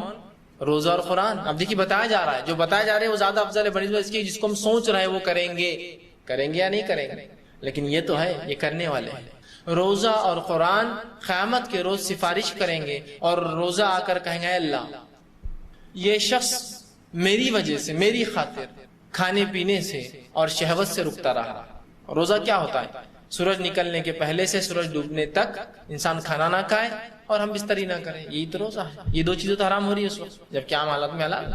یہ رکتا رہا ان 2 اعمال سے صرف میری خاطر، لہٰذا میری سفارش اس کے حق میں قبول کر۔ نبی اکرم صلی اللہ علیہ وسلم فرماتے اس کی سفارش قبول ہو، اور قرآن آئیں گے اور کہیں گے اللہ یہ بندہ میرے لیے راتوں میں جاگتا رہا، مطلب قیام میں مجھے پڑھتا رہا، راتوں کی نمازوں میری تلاوت کی، میرے لیے یہ جاگتا رہا، لہٰذا میری سفارش اس کے حق میں قبول کر۔ رسول اللہ فرماتے اس کی بھی سفارش قبول کی جائیں گی، دونوں کی سفارشیں قبول کی جائیں۔ تو روزہ سفارشی ہے، تو اس کو خشوع اور خضوع کے ساتھ، پورے دل کے ساتھ اور بالکل اطمینان اور جیسا حق رکھیے کہ اس میں کوئی غلط بات نہ ہو، لرزشیں نہ ہو، گالی گلوچ نہ ہو، جھوٹ نہ کہے، غیبت نہ کرے، فحش کلامی نہ ہو، جھگڑا نہ ہو، اس کو پورے اپنے صحت کے ساتھ، جس کو کہیں صحت روزے کو کمزور نہ ہونے دے، آپ رکھیے۔ ثواب کیا پائیں گے اس کا؟ سفارش اس کی، روز قیامت شفاعتی بنے گا، بلکہ آ کر اللہ رب العزت سے نبی اکرم صلی اللہ علیہ وسلم کی حدیث کے مطابق یہ جو ہے مجادلہ کریں گا، نہیں اس کو آپ بخشیے، یہ مجھے رکھتا تھا، یہ مجھے پڑھتا تھا۔ اندازہ لگا کتنے زبردست سفارشی ہے یہ، اور یہ ہمارے اعمال ہیں، ان کے لیے ہمیں کسی کا سہارے کی ضرورت نہیں ہے، پرسنل جو ہم کر سکتے سفارش کے لیے وہ عمل ہے یہ، دوسرے کریں گے نہیں کریں گے تو بات کی بات ہے، مسئلہ یہ کہ جو ہو سکتا ہے وہ تو کیجیے پہلے، یہ کریں گے، سفارش کریں گا روزہ، اس کی فضیلت اندازہ لگا لیجیے۔ روزے کا اجر بے حساب ہے، روزے کا اجر بے حساب ہے، لیکن کنڈیشنل ہے، شرطیہ ہے۔ کب بے حساب ہے سن لیجیے۔ نبی اکرم صلی اللہ علیہ وسلم فرماتے ہیں، طویل روایت مسلم کی حدیث ہے، آپ نے فرمایا اور کہا، ابو ہریرہ رضی اللہ عنہ اس حدیث کے راوی، اور آپ فرماتے اور کہا، اللہ کے رسول فرماتے ہیں، اللہ عز و جل فرماتا ہے، یہ حدیث قدسی ہے، اللہ کے رسول اللہ رب العزت سے روایت کر رہے ہیں، اللہ عز و جل تمہارا رب تم سے فرماتا ہے، اللہ عز و جل فرماتا ہے اور کہتا ہے، ابن آدم کا ہر عمل اس کے لیے ہے سوائے روزے کے۔ آدم کی اولاد جو بھی عمل کرتی ہے، چاہے مرد ہو چاہے عورت ہو، ان کا تمام عمل ان کے اپنے ذات کے لیے سوائے روزے کے۔ فَإِنَّهُ لِي، اس لیے کہ روزہ میرے لیے ہے، وَأَنَا أَجْزِي بِهِ، اور اس کا اجر میں دوں گا۔ کیا فرمایا اللہ نے؟ ابن آدم کا ہر عمل اس کے لیے ہے سوائے روزے کے، روزہ میرے لیے ہے۔ اور واقعی میں روزہ خاص اللہ کے لیے ہوتا ہے نا۔ ایک چھوٹے سے بچے کو آپ دیکھیے جس نے روزہ رکھا ہو اور تھوڑی بہت سمجھ رکھتا ہو، اس کو اکیلے میں لیجیے اور اس کو رشوت دیجیے کہ یہ کھا لو، کوئی نہیں دیکھ رہا، کھاتا ہے کیا؟ کھاتا ہے بچہ؟ کہتا نہیں میں نہیں کھا سکتا، روزہ ہوں میں، ہے نا۔ تو اللہ کے لیے روزہ رکھا نا، چھپ کے کھا سکتا نا انسان؟ ایسے کتنے لوگ ہیں جو چھپ کر روزہ رکھتے اور کھاتے ہیں پیچھے؟ نہیں، کوئی بھی نہیں کرتا، کوئی بھی نہیں۔ میں سمجھتا بہت ہی بدترین آدمی جو ایسا کرتا ہوں، کوئی نہیں کرتا ہے، کوئی نہیں کرتا ہے نا۔ تو روزہ خالص اللہ کے لیے نا، یہ علامت ہے اس کی کہ بچے بھی نہیں کھاتے۔ اس حد تک جو ہے یہ وہ ہے فَإِنَّهُ لِي، اس لیے کہ روزہ اللہ فرماتا میرے لیے ہے، وَأَنَا أَجْزِي بِهِ، اور اس کا اجر تو میں ہی دوں گا۔ آگے فرمایا، روزہ آنکھ سے ڈھال ہے، روزہ رکھ کر اپنے آپ کو جہنم کی آنکھ سے بچا لو۔ روزہ آنکھ سے ڈھال ہے، تو جس روز تم روزہ رہو، اب رسول اللہ فرما رہے روزہ آنکھ سے ڈھال ہے کب؟ جس روز تم روزہ رہو تو فحش گوئی نہ کرے۔ تم میں سے کوئی اگر روزہ ہو تو فحش گوئی نہ کرے۔ فحش گوئی سمجھتے ہیں آپ؟ بری باتیں، گندی باتیں، اوچھی باتیں، غلیظ باتیں۔ تو تم میں سے جب کوئی شخص روزہ ہو، فحش گوئی نہ کرے، بیہودہ باتیں نہ کرے، اوٹ پٹانگ باتیں نہ کرے، جس سے دلوں کو تکلیف ہوتی ہے، انسانوں کو تکلیف ہوتی ہے، لوگ چڑھتے ہیں، اوٹ پٹانگ بیہودہ باتیں نہ کرو۔ اور آگے فرمایا بیہودہ کلامی نہ کرو، اسی طرح گالی گلوچ نہ کرو، گالی مت دو۔ روزے کا فائدہ اٹھانا چاہتے ہو، اس کو جہنم سے ڈھال بنانا چاہتے ہو آنکھ سے، تو یہ کرنا پڑے گا تمہیں۔ تو جو ہے اس میں جو ہے گالی گلوچ نہ کرے اور لڑائی جھگڑا نہ کرے، اور جب روزے دار سے کوئی لڑنے آئے تو صرف اشارے سے کہہ دے میں روزے سے ہوں، میں لڑ نہیں سکتا ہوں، یہ کام مجھ سے نہیں ہوگا۔ کنڈیشنل ہے روزے کا ثواب، یہ سب کرنا پڑے گا مجھے۔ اور بد کلامی نہیں ہوں گی، گالی گلوچ نہیں ہوں گی، بری باتیں نہیں کریں گے، غلط کام نہیں کریں گے، بیہودہ باتیں نہیں ہوں گی، لڑائی جھگڑا نہیں ہوگا، اور کوئی آئے بھی تو بھائی میں نہیں کر سکتا ہوں، میں روزے سے ہوں، آپ کہہ دیں گے۔ آگے آپ صلی اللہ علیہ وسلم فرماتے اور کہتے ہیں، سنیے، اس ذات کی قسم جس کے ہاتھ میں محمد صلی اللہ علیہ وسلم کی جان ہے اور روزے دار کی منہ کی ہوا، اللہ رب العزت کو روز قیامت مشک سے زیادہ محبوب ہوں گی، حالانکہ اس میں بدبو آتی ہے نا، اس لیے کہ ہم بھوکے ہوتے ہیں، بھوکے ہونے سے کیا ہوتا ہے، ہوا سانس جب لیتے ہیں تو اس سے جسم میں بو ہو جاتی ہے۔ تو روزے دار کی منہ کی ہوا اللہ رب العزت کو روز قیامت مشک سے زیادہ محبوب ہوں گی، اس کو زیادہ پسند کیا؟ اس لیے کہ وہ بدبو جو اس کے منہ میں ہوئی وہ اللہ کے لیے بھوکا رہنے کی وجہ سے اس سے زیادہ محبوب ہوں گی، پسندیدہ ہوں گی۔ اور روزے دار کے لیے دو خوشیاں ہیں۔ ایک خوشی تو وہ تب پاتا ہے جب افطار کرتا ہے کہ روزہ ختم ہوا۔ اگر اللہ روزہ 5 دن 10 دن مہینے بھر کا رکھتا تو کیا کرتا ہے؟ تو جب ملتا ہے اس کو فرحت ملتی ہے، خوشی ملتی ہے جب افطار کرتا ہے۔ اور دوسری خوشی جب ملیں گی جب اپنے رب سے جا کر ملے گا، دوسرا اجر، دوسرا پارٹ اس کا ہی باقی ہے، جب اپنے رب سے ملیں گا، جب اسے دوسری عظیم خوشی ملیں گی روزہ رکھنے کی، تو وہ خوش ہوگا، بہت خوش ہوگا مومن۔ اب اندازہ لگائیے، آدمی کی حیثیت اور استطاعت کے مطابق اس سے امید کی جاتی ہے نا۔ مثال کے طور پر ایک غریب آدمی آپ سے کہے تم یہ کام کرو میں تمہیں کچھ دوں گا، کیا توقع رکھتے آپ اس سے؟ کوئی چھوٹی موٹی چیز بیچارے کی حیثیت کے اعتبار سے دیں گے۔ آپ کے محلے کے ایک مالدار انسان نے کہا میرا کچھ کام کرو کچھ دوں گا، تو آپ کی امیدیں بڑھ جاتی ہیں، کچھ نہ کچھ اپنی حیثیت کے حساب سے یار بڑا ہی دیں گا یہ، ہے نا۔ اورنگ آباد شہر کے سب سے مالدار انسان نے کہا میرا ایک کام کرو کچھ دوں گا، امیدیں اور بڑھ جاتی ہے، بھائی اورنگ آباد کا مالدار آدمی ہے، کچھ نہ کچھ تو دیں گا، کروڑ پتی ہے، 1000 پتی ہے، پتہ نہیں کتنا پتی ہے، اتنے پیسے اس کے پاس، اب کچھ نہ کچھ تو دیں۔ دنیا کے سب سے مالدار انسان نے آپ سے کہا میرا ایک کام کرو کچھ دوں گا، او ہو خواہشات کتنی بڑھ جاتی، ایک کم از کم بڑی گاڑی تو دے دیں گا، کچھ نہ کچھ ایک بڑی خواہش ہوگی نا۔ اب اندازہ لگائیے وہ رب العزت جو کائنات کا رب ہے، تمام دولت مند لوگوں سے اس کے پاس زیادہ دولت ہے، اس کے خزانے کبھی خالی نہیں ہوتے، اس حد تک کہ اللہ کے رسول صلی اللہ علیہ وسلم فرماتے ہیں اول جن سے آخر جن اور اول انس سے آخر انس پہلے انسان سے آخر انسان، اگر تمام آ کر اللہ رب العزت اپنی خواہشات کو رکھ دے، یہ ہونا وہ ہونا وہ ہونا سب مل کر، تو بھی اللہ کے خزانے میں سے اتنی بھی کمی نہیں آئیں گی جتنا ایک مچھر کے پر کو پانی لگیں گے ڈبا کے، اتنی بھی کمی نہیں آئیں گی. مچھر کا پر دیکھیں نا کتنا چھوٹا سا ہوتا ہے. یہ ایک روایت میں اللہ کے خزانوں میں اتنی بھی کمی نہیں آئیں گی جتنا ایک سمندر کے اندر سوئی ڈبو کر نکالو تو اس کے نوک کے اوپر جتنا پانی آتا ہے اتنی بھی اللہ کے خزانے میں سے کمی نہیں آئیں گی. حالانکہ اول ان سے آخری جن، اول جن سے آخری جن اور اول ان سے آخری ان سب نے مانگ لیا جو مانگنا ہے، تب بھی رب کے خزانے میں سے اتنی بھی کمی نہیں آئی. جب وہ کہہ رہا ہے کہ میں اجر دوں گا تو کیا امید کرتے ہیں، کیا ایکسپیکٹیشنز لگی ہوئی ہے، کیا خواہشات لگی ہوئی ہے کہ سب سے مالدار انسان اگر دنیا کا کہے تو کیا خواہش ہے، تو اس رب سے کیا خواہش ہے، کم از کم کچھ نہیں، سب سے چھوٹی جنت تو مانگ ہی لوں گا. کچھ نہ کوئی اللہ کے پاس کیا ہے، اس کے لیے تو معمولی بات ہے یہ سب چیزیں، ہے نا. تو اندازہ لگا کیا اجر ہوں گا، اللہ ہی جانتا ہے بھائی، میں نہیں جانتا ہوں، نہ حدیث میں بتایا گیا، نہ اللہ رب العزت نے بتایا، نہ رسول اللہ نے بتایا. لیکن بڑا اجر ہے، چھپا کر رکھا گیا، اس لیے کہ روزہ ایک ایسا عمل ہے جو چھپ کر ہی ہوتا ہے نا. ایک عام انسان جو روزے کی حالت میں مجمع میں آ جائے کو بول سکتا ہے یہ روزے دار ہے، بول سکتا ہے کہ نہیں. تو تم نے عمل بڑا چھپ کر کیا تو اجر بھی چھپا کے رکھا گیا، تمہارے لیے اسپیشل ملیں گا. نماز دکھ رہی ہے، جا رہا ہے، وضو کر رہا ہے، کھڑا ہے مسجد میں، لوگ دیکھ رہے ہیں. زکات دے رہا ہوں تو کم از کم جس کو دے رہا ہوں اس کو پتا ہے، اس کے خاندان والوں کو پتا ہے ہم کو زکات دی گئی. حج کر رہا ہوں تو اب تو پوری دنیا کو معلوم ہو جاتا ہے نا حج کر رہا ہے. ٹھیک، روزہ معلوم ہوتا ہے کسی کو میرا کب میں نے رکھا اور کب نہیں. ایک روزہ رکھ کر انسان چلے جائے مجمع میں، یہ الگ بات ہے، رمضان ہو تو سب پہچان لیں گے مسلمان ہے تو بھائی روزے دار ہوں گا ہی، لیکن عام انسانوں میں جا کوئی پہچان نہیں پائیں گے. تو جب عمل تم نے چھپ کر کیا جو دکھتا نہیں تھا، اللہ کو راضی کرنے کے لیے کیا، تو بدلہ بھی ایسی پاؤں گے بالکل ڈھکا چھپا، اور ایسا بدلہ کہ جس کو پا کر اللہ کے رسول فرما رہے تو وہ خوش ہوگا، خوش ہو جائیں گے، اتنا مل جائیں گے خوش ہو جائیں گے.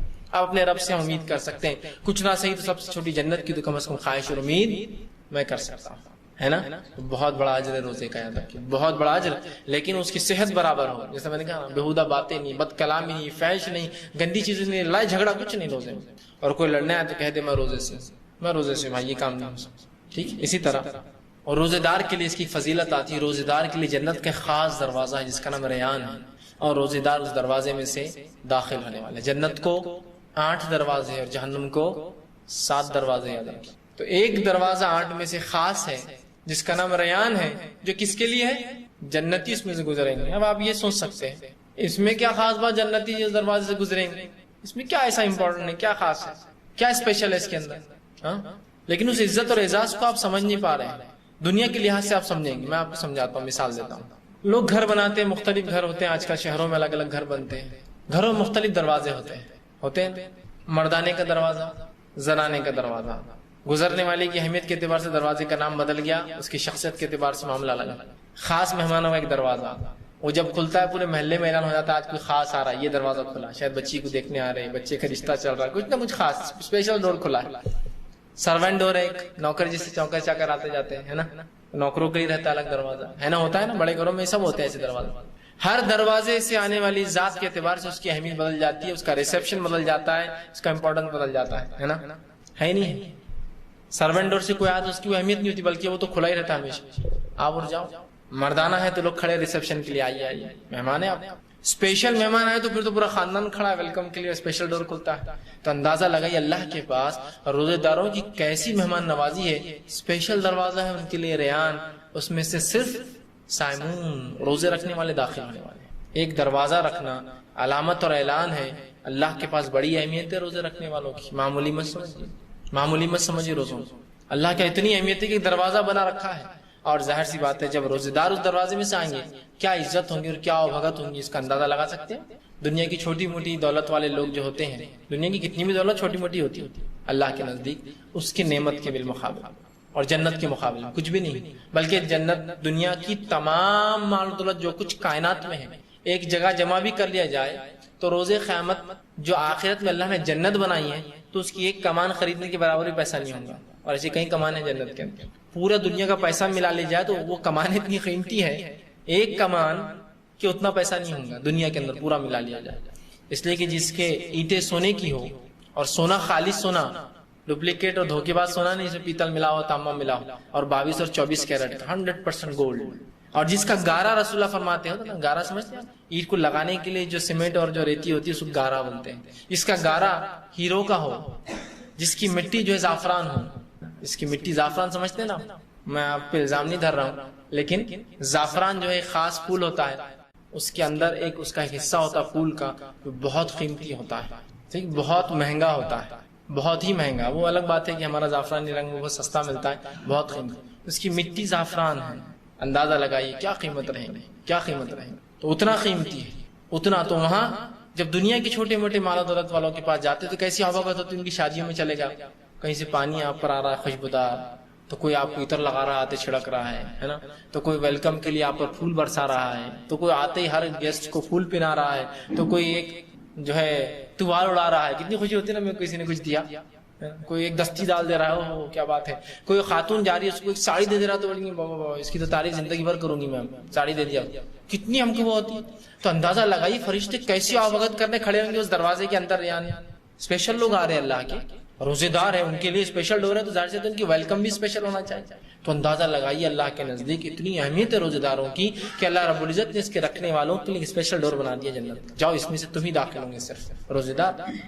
جو چاہتا ہے تو اپنے روزے کو صحت کے ساتھ، اخلاص کے ساتھ، خشوع کے ساتھ، بنا کمزوری کے رکھے، انشاءاللہ اس دروازے سے گزریں گے۔ یہ اس کی فضیلت ہے روزے کی۔ رمضان کا مہینہ اللہ رب العزت ہر رات لوگوں کو جہنم سے آزاد کرتا ہے۔ مسلم کی روایت ہے کہ اللہ رب العزت ہر رات رمضان میں لوگوں کو جہنم سے آزاد کرتا ہے۔ آپ اس سے ایک بات سوچ سکتے ہیں، جہنم سے آزادی کیسا، جہنم میں گیا کون ابھی؟ اس کا مطلب یہ ہے کہ وہ لوگ جو جہنمی اعمال کرتے تھے، بہت برے لوگ تھے، اس مہینے اچھے اعمال کر کے اپنے رب کو راضی کر لیتے ہیں، اور راضی کر کے اپنے آپ کو جہنم سے بچا لیتے ہیں، اور ان کا رب معاف کر دیتا ہے۔ یہ معنی ہے اس کا، ہر رات، ہر رات، مطلب یہ مہینہ مغفرت کا مہینہ ہے، اچھے اعمال کر کے جنت حاصل کر لو اپنے رب سے، یہ اعلان ہے اس میں۔ ہر رات اللہ جہنم کی آنکھ سے لوگوں کو رمضان کی نجات دیتا ہے۔ اسی طرح آپ صلی اللہ علیہ وسلم فرمایا، ہر افطار کے وقت بھی اللہ رب العزت لوگوں کو جہنم سے نجات اور آزادی دیتا ہے۔ یہ ابن ماجہ کی روایت، ہر افطار کے وقت، ہر روز۔ اس کا کیا معنی ہے؟ اس کا معنی ہے کہ جو آدمی روزہ رکھتا ہے خشوع اور خضوع کے ساتھ، اللہ اس سے راضی ہو جاتا ہے، اور افطار کے وقت اس کو آزادی دے دیتا ہے۔ جس کو جہنم اس کی تقدیر میں لکھ دی تھی، اس کو آزادی دے دیتا ہے، اس کو مغفرت کر دیتا ہے، اپنے رحم و کرم سے اس کو معاف کر دیتا ہے۔ مطلب وہ آدمی ایسے اچھے اعمال کر لیتا ہے کہ اپنے رب کو منا لیتا ہے، اور روزہ ختم ہونے سے پہلے اپنی مغفرت پا لیتا ہے۔ یہ معنی ہے اس کا۔ اسی طرح روزہ رکھنے والا شہداء اور صالحین میں روز قیامت ہوگا۔ اس کا شمار دیکھیں کن لوگوں میں ہوگا۔ نبی اکرم صلی اللہ علیہ وسلم کے پاس ابن حبان کی روایت ہے، ایک شخص آیا اور کہ اللہ کے رسول، اگر میں گواہی دوں کہ اللہ کے سوا کوئی معبود برحق نہیں، اور نماز قائم کروں اور روزہ رکھوں، تو میرا حساب کن لوگوں کے ساتھ ہوگا؟ اس نے سوال کیا، اگر میں یہ تین کام کروں، فرائض جو ہے، باقی فرائض جو ہے زکوٰۃ اور وہ تو ظاہر سی بات ہے، لیکن یہ تین تو توحید، نماز، ظاہر سی بات ہے، اور روزہ سب کو رکھنا ہے، بالکل عام۔ تو کہا اگر یہ تینوں کروں تو میرا حساب کن کے ساتھ ہوگا؟ تو کہا اگر تو یہ تینوں کام کر لے کہ توحید پر قائم رہے، نماز قائم کرتا رہے، روزہ رکھتا رہے، تو تیرا حساب روز قیامت شہداء اور صالحین کے ساتھ ہوگا۔ کس کے ساتھ ہوگا؟ شہداء اور صالحین۔ شہید کا بہت بڑا مرتبہ ہوتا ہے، یاد رکھ، بہت بڑا۔ اس کا اتنا بڑا مرتبہ ہے کہ اس کی خون کے قطرے زمین پر گرنے سے پہلے، جس سے اس کو موت آتی ہے، اس کی مغفرت ہو جاتی ہے۔ اور اتنا بڑا درجہ ہے کہ جو لوگ شہید ہوتے ہیں، اللہ ان کی روحوں کو قبض کرنے لگاتا ہے، اور سبز رنگ کے پرندوں میں ڈال دیتا ہے، ہرے کلر کے پرندوں میں ڈال دیتا ہے، اور یہ پرندوں کو پھر حکم ہوتا ہے کہ جنت میں جہاں چاہو چپتے پھرو، اور وہ اڑتے رہتے ہیں جنت میں، ابھی سے پھر رہے ہیں جتنے لوگ شہید ہوئے، جب ہوں گا آخرت تب حساب الگ، ابھی گھوم رہے ہوں، جنت میں چھوڑ دیا جاتا ہے، وہ گھومتے اور چوکتے رہتے ہیں اللہ کے پاس، اور ان کے گھونسلے اللہ کے عرش کے نیچے ہوتے ہیں، وہاں آ کر رکتے ہیں، پھر نکل کر جاتے ہیں جنت کے۔ تو اتنا بڑا مرتبہ ہے۔ تو شہداء کے ساتھ ہے، صالحین کے ساتھ ہے۔ کون؟ جو روزے رکھتا ہے، نماز قائم کرتا ہے اور توحید پڑھتا ہے۔ تو روزے کی بڑی اہمیت ہے، اس کو ہم رکھیں۔ اسی طرح رمضان کی ایک اہمیت اور فضیلت بعد اس کے کہ اس کی ایک فضیلت روزہ ہے، دوسری فضیلت جو بڑی اہم ہے، اس کو رکھ کے بات ختم کروں گا، اور بھی فضیلت ہے اگلے اتوار ہم دیکھیں گے، وہ ہے کہ اللہ رب العزت نے اس مہینے کا انتخاب اپنی آخری کتاب کے نازل کرنے کے لیے کیا ہے نا۔ یہ فضیلت ہوئی نہیں، کتنی اہم بات ہے کہ اللہ رب العزت نے جو کلام اپنے اتارے ہیں، اپنا آخری کلام اس مہینے میں اتارا، بلکہ ایک روایت کے مطابق ہر کلام اللہ کا جو کتاب اتری اسی مہینے میں اتری، اسی مہینے میں اتری۔ اور اس کی دلیل سورہ بقرہ سورہ نمبر 2 آیت نمبر 185، شہر رمضان الذی انزل فیہ القرآن ھدی للناس بینات من الھدی والفرقان۔ رمضان وہ مہینہ تھا جس میں قرآن کا نزول ہوا انسانیت کی ہدایت کے لیے اور ایک فرق کرنے والی کتاب فرقان بنا کر بھیجا، کسوٹی بنا کر بھیجا جو حق اور باطل کو الگ کرتی ہے، دن اور رات کو الگ کرتی ہے، برائی اور اچھائی کو الگ کرتی ہے، حلال اور حرام کو الگ کر دیتی ہے۔ تو یہ ہے قرآن۔ کب اترا یہ قرآن؟ رمضان۔ تو کیا اس مہینے کی فضیلت ظاہر نہیں ہوئی اس مہینے سے، اس عمل سے؟ اسی لیے شہر رمضان شہر القرآن کہلاتا ہے۔ رمضان کا مہینہ قرآن کا مہینہ ہے، اور نبی اکرم صلی اللہ علیہ وسلم کا معمول تھا ہر رمضان آپ ایک قرآن ختم کرتے تھے، ایک قرآن ختم کرتے تھے۔ کوشش کرے کہ ہم بھی ایک قرآن ختم کریں۔ دیکھیے تراویح میں ختم کرنا ایک الگ عمل ہے، اگر اس میں ہو جاتا ہے تو اچھی بات ہے، لیکن رسول اللہ تلاوت کرتے تھے۔ کوشش کریں کہ آپ بھی تلاوت کریں۔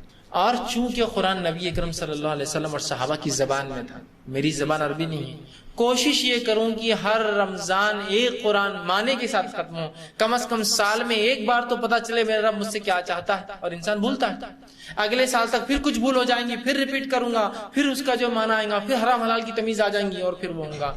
ہر رمضان ایک قرآن معنی کے ساتھ ختم کرو، اور رمضان کے بعد سے اگلے رمضان تک ایک تفسیر ختم کرنے کی کوشش کرو۔ جب رمضان میں عادت ہو جائیں گی، میرے کو ماشاءاللہ پورے 30 دن قرآن پڑھنے کی عادت کو جاری اور ساری رکھیے۔ فرق اتنا ہے کہ اب ترجمہ تو جان لیا، تفسیر میں جائیے کہ احکامات کیسے ہیں، ان کی گہرائیاں کیا ہے، ان کی حکمتیں کیا ہے، نبی اکرم صلی اللہ علیہ وسلم اور صحابہ کے اقوال کیا ہے، اس کے کیسے سمجھا علماء نے، تفسیر پڑھی۔ ایسا معمول بن جائے تو ایک کایا پلٹ جائیں گے، یاد رکھیں مسلمان کہ قرآن کو پڑھ رہے ہیں رمضان مانے سے، ایک بار کم از کم ریپیٹ ہو رہا ہے، ہر سال ایک تفسیر ختم کر رہے ہیں، علم میں کیا اضافہ ہوگا، زبردست کتنا اضافہ ہوگا، اندازہ لگا سکتے ہیں نا آپ خود۔ ایک انسان ایک درس میں آ رہا ہے، اتوار کے دن آپ لوگ یہاں آتے کچھ سیکھتے ہیں، تو آپ کو لگتا ہے کتنی اچھی اور نئی باتیں ملی، تو اللہ کی کتاب میں کتنی باتیں اور اس کی تفسیر میں کیسی کیسی باتیں لوگوں نے نکال کر رکھی ہے، اس کے خزانے قرآن کے نکال کے تفسیری شکل میں رکھی، پڑھیے اس کو، تو ذہن بھی کھلتا ہے، علم میں اضافہ ہوتا ہے، عمل میں پختگی آتی ہے، مضبوط مومن بنتا ہے انسان، مضبوط مومن بنتا ہے۔ تو کوشش کرے کہ ایک قرآن ختم کروں اور پھر سال بھر اس پر ایک تفسیر پہ عمل کروں، اگلا سال پھر آؤں گا ایک ترجمہ ختم کروں، پھر اس کے بعد ایک نئی تفسیر اٹھاؤں اگلے سال۔ کوشش کیجیے عمل ایسا بنانے کی۔ جن لوگوں کو قرآن نہیں آتا کوئی بات نہیں، کوئی حرج نہیں، سیکھ لیجیے۔ یہ کیسی بدنصیبی ہوں گی ایک مومن کی کہ اپنے رب سے ملے گا اور روز قیامت، اور اس نے کیا پیغام بھیجا تھا، پیغام اس نے کبھی پڑھا ہی نہ، کتنی بری بات ہوگی، اندازہ لگائیے۔ ایک انسان اگر اس کے رشتہ دار اس کا ملک چھوڑ کر کسی اور ملک میں چلے گئے اور وہاں رہتے ہیں، اور وہاں سے وہ خط لکھے جو ایسی زبان میں ہو جو زبان میں نہیں جانتا، تو کیا کرتے ہیں؟ زبان سیکھنے کی کوشش کرتے ہیں، یا جو زبان جانتا ہے اس سے پڑھواتے ہیں نا؟ تو اللہ رب العزت کا یہ سوال روز قیامت نہیں کریں گا کہ میری کتاب کے تعلق سے کیا محنت کی، کیا پڑھا، کیا جواب دیں گے؟ شرم کی بات نہیں ہے، عمر کا کوئی تقاضا نہیں ہے، سیکھیے کتاب کو اللہ کی۔ شرم کی بات تو وہ ہے کہ وہ شخص جو اللہ کی کتاب کو نہیں پڑھتا تھا، روز قیامت ایسے لوگ، سورہ طٰہٰ سورہ نمبر 20 آیت نمبر 125 26 اور 27 اٹھا کر دیکھ لیجئے، اللہ نے فرمایا وہ لوگ جو اللہ کے کلام ذکر سے غافل تھے، روز قیامت اللہ ان کو اعمیٰ اندھا اٹھائیں گا۔ وہ کہیں گے اللہ میں دنیا میں دیکھتا تھا، تو نے مجھے اندھا کیوں اٹھایا آج روز قیامت؟ اللہ کہیں گا تو میری کتاب کو بھلا دیا، تو نے میرے ذکر کو بھلا دیا، لہٰذا آج میں نے بھی تجھے بھلا دیا۔ اندھا اٹھیں گا تو کتنا اچھا ہے کہ دنیا میں 10-20 لوگوں کو معلوم ہے مجھے قرآن نہیں آتا، اور اس سے زیادہ کیا بولیں گے، بول کے اب تک نہیں سیکھا، ٹھیک ہے، ہنسنے والے کے دانت دکھتے، بولنے والے کے دانت دکھتے، میرا کیا جا رہا ہے، میں تو سیکھ رہا ہوں۔ لیکن روز قیامت آدم بھی موجود ہے جو ہمارے باپ ہوں گے، اور تمام انبیاء بھی موجود ہیں، ان کے صحابہ اور حواری بھی موجود ہیں، اور قیامت تک کے آنے والے انسان موجود ہے، اور ایک آدمی اندھا اٹھ رہا ہے اور اس کو کہا جا رہا ہے تو قرآن نہیں پڑھتا تھا۔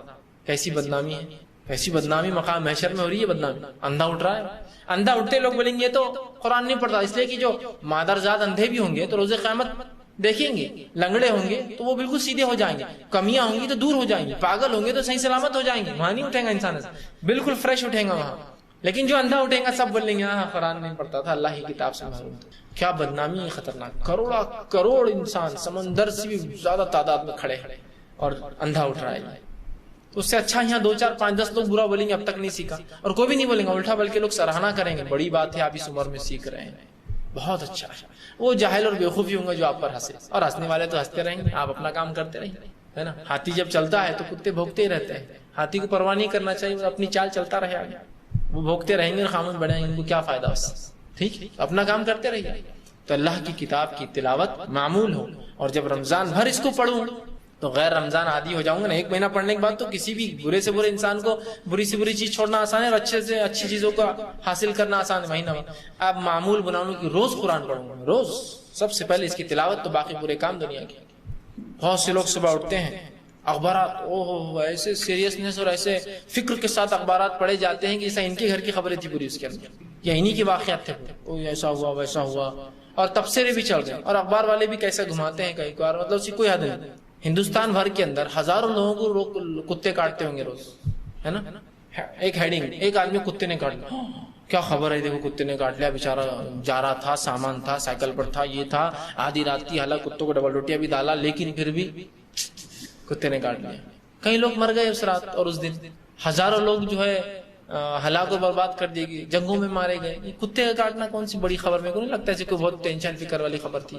اس کے برعکس رب نے جو احکامات دیے کہ وہ لوگ جو فلاں فلاں عمل کریں گے جہنم میں جائیں گے، کبھی اسے فکر ہوئی یار دیکھو ایسا کرنے والا جہنم میں جائیں گے، اپنے آپ کو میں دیکھ رہا ہوں اور پریشان ہوں، وہاں کچھ فکر نہیں، اچھا ہاں جہنم میں جائیں گے، ہاں دیکھو اپنے پڑوسی جھوٹ بولتے ہیں، اپنی نفس کو نہیں ڈالیں گے اس میں کبھی، دیکھو ان کے لیے ہے یہ، وہی سناؤ ان کو جا کر کبھی، بھائی اپنی نفس کو ڈالو اس میں۔ سب سے پہلے قرآن کے خطاب میرے سے ہے، بعد میں تمام دنیا سے۔ میں پڑھ رہا ہوں نا تو خالی کے لیے خطاب ہے قرآن کا، دوسروں کے لیے نہیں ہے، وہ تو بعد میں دیکھیں گے، آپ سنائیں گے، میں ہوں اس کے اندر۔ اور صحابہ کا یہی معمول تھا اور یہی مزاج اور فطرت مومنوں کی ہونی چاہیے، اپنے نفس کو ڈالیے اس کے اندر۔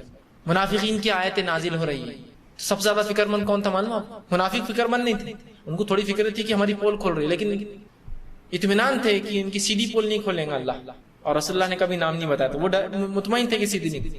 فکر مند تو صحابہ تھے، میں تو نہیں ہوں، میں تو نہیں ہوں، ایک دوسرے سے پوچھ رہے میں تو نہیں ہوں، ابوبکر صدیق پوچھ رہے میں تو نہیں ہوں، مجھے لگ رہا میرے پہ آیتیں آ رہی، اپنے نفس کو ڈالتے سب سے پہلے، کہیں میرے کو تو نہیں خطاب ہو رہی جھوٹ بولنا، اور کہیں نماز چھوڑنے والا یہ میں تو نہیں ہوں، اور فلاں میں تو نہیں ہوں، اور اگر احکامات آ رہے ہیں کہ فلاں کرنے والوں کو جنت ملیں گی، میں اپنے اندر یہ صفت ڈالنے کی کوشش کروں، یہ نہیں کہ یہ تو میرے میں ہے، یہ تو میرے میں نہیں، میں کوشش کروں اس میں اضافہ کروں، اور کیسے میں جو ہے وہ چیز پالوں جو قرآن بیان کر رہا ہے۔ نفس کو ڈالیے، تو ایک عجیب انسان بنیں گے آپ، جو درد مند ہوں گے، فکر مند ہوں گے، خیر خواہ ہوں گے، سچ بولنے والے ہوں گے، سچی گواہی دینے والے ہوں گے، جھوٹ سے جو ہے کنارہ کش رہنے والے ہوں گے، برائی سے دور رہنے والے ہوں گے۔ تو قرآن کی تلاوت، رمضان کے مہینے کا انتخاب اگر اللہ نے کیا ہے تو آپ ضرور کریں۔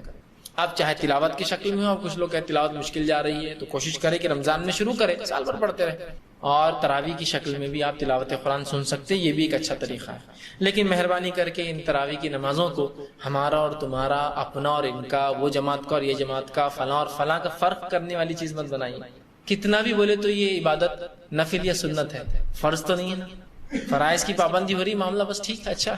اب وہ 20 رکعت پڑھتا ہے، 8 رکعت پڑھتا ہے، 28 رکعت پڑھتا ہے، رات بھر پڑھتا ہے، نہیں پڑھتا ہے، جان دیجیے نا، وہ ایشو اور وہ مسئلہ نہ ہو، میرا آدمی اور تمہارا آدمی، اس کا آدمی اور اس کا آدمی، غلط اور صحیح، مومن اور غیر مومن، اپنا اور پرایا، جماعتی اور غیر جماعتی نہیں ہونا چاہیے۔ فجر کے بارے میں اختلاف کرتا ہے کہ وہ 2 رکعت اور 1 رکعت میں، تو پھر تو ہماری لڑائی ہے اس سے۔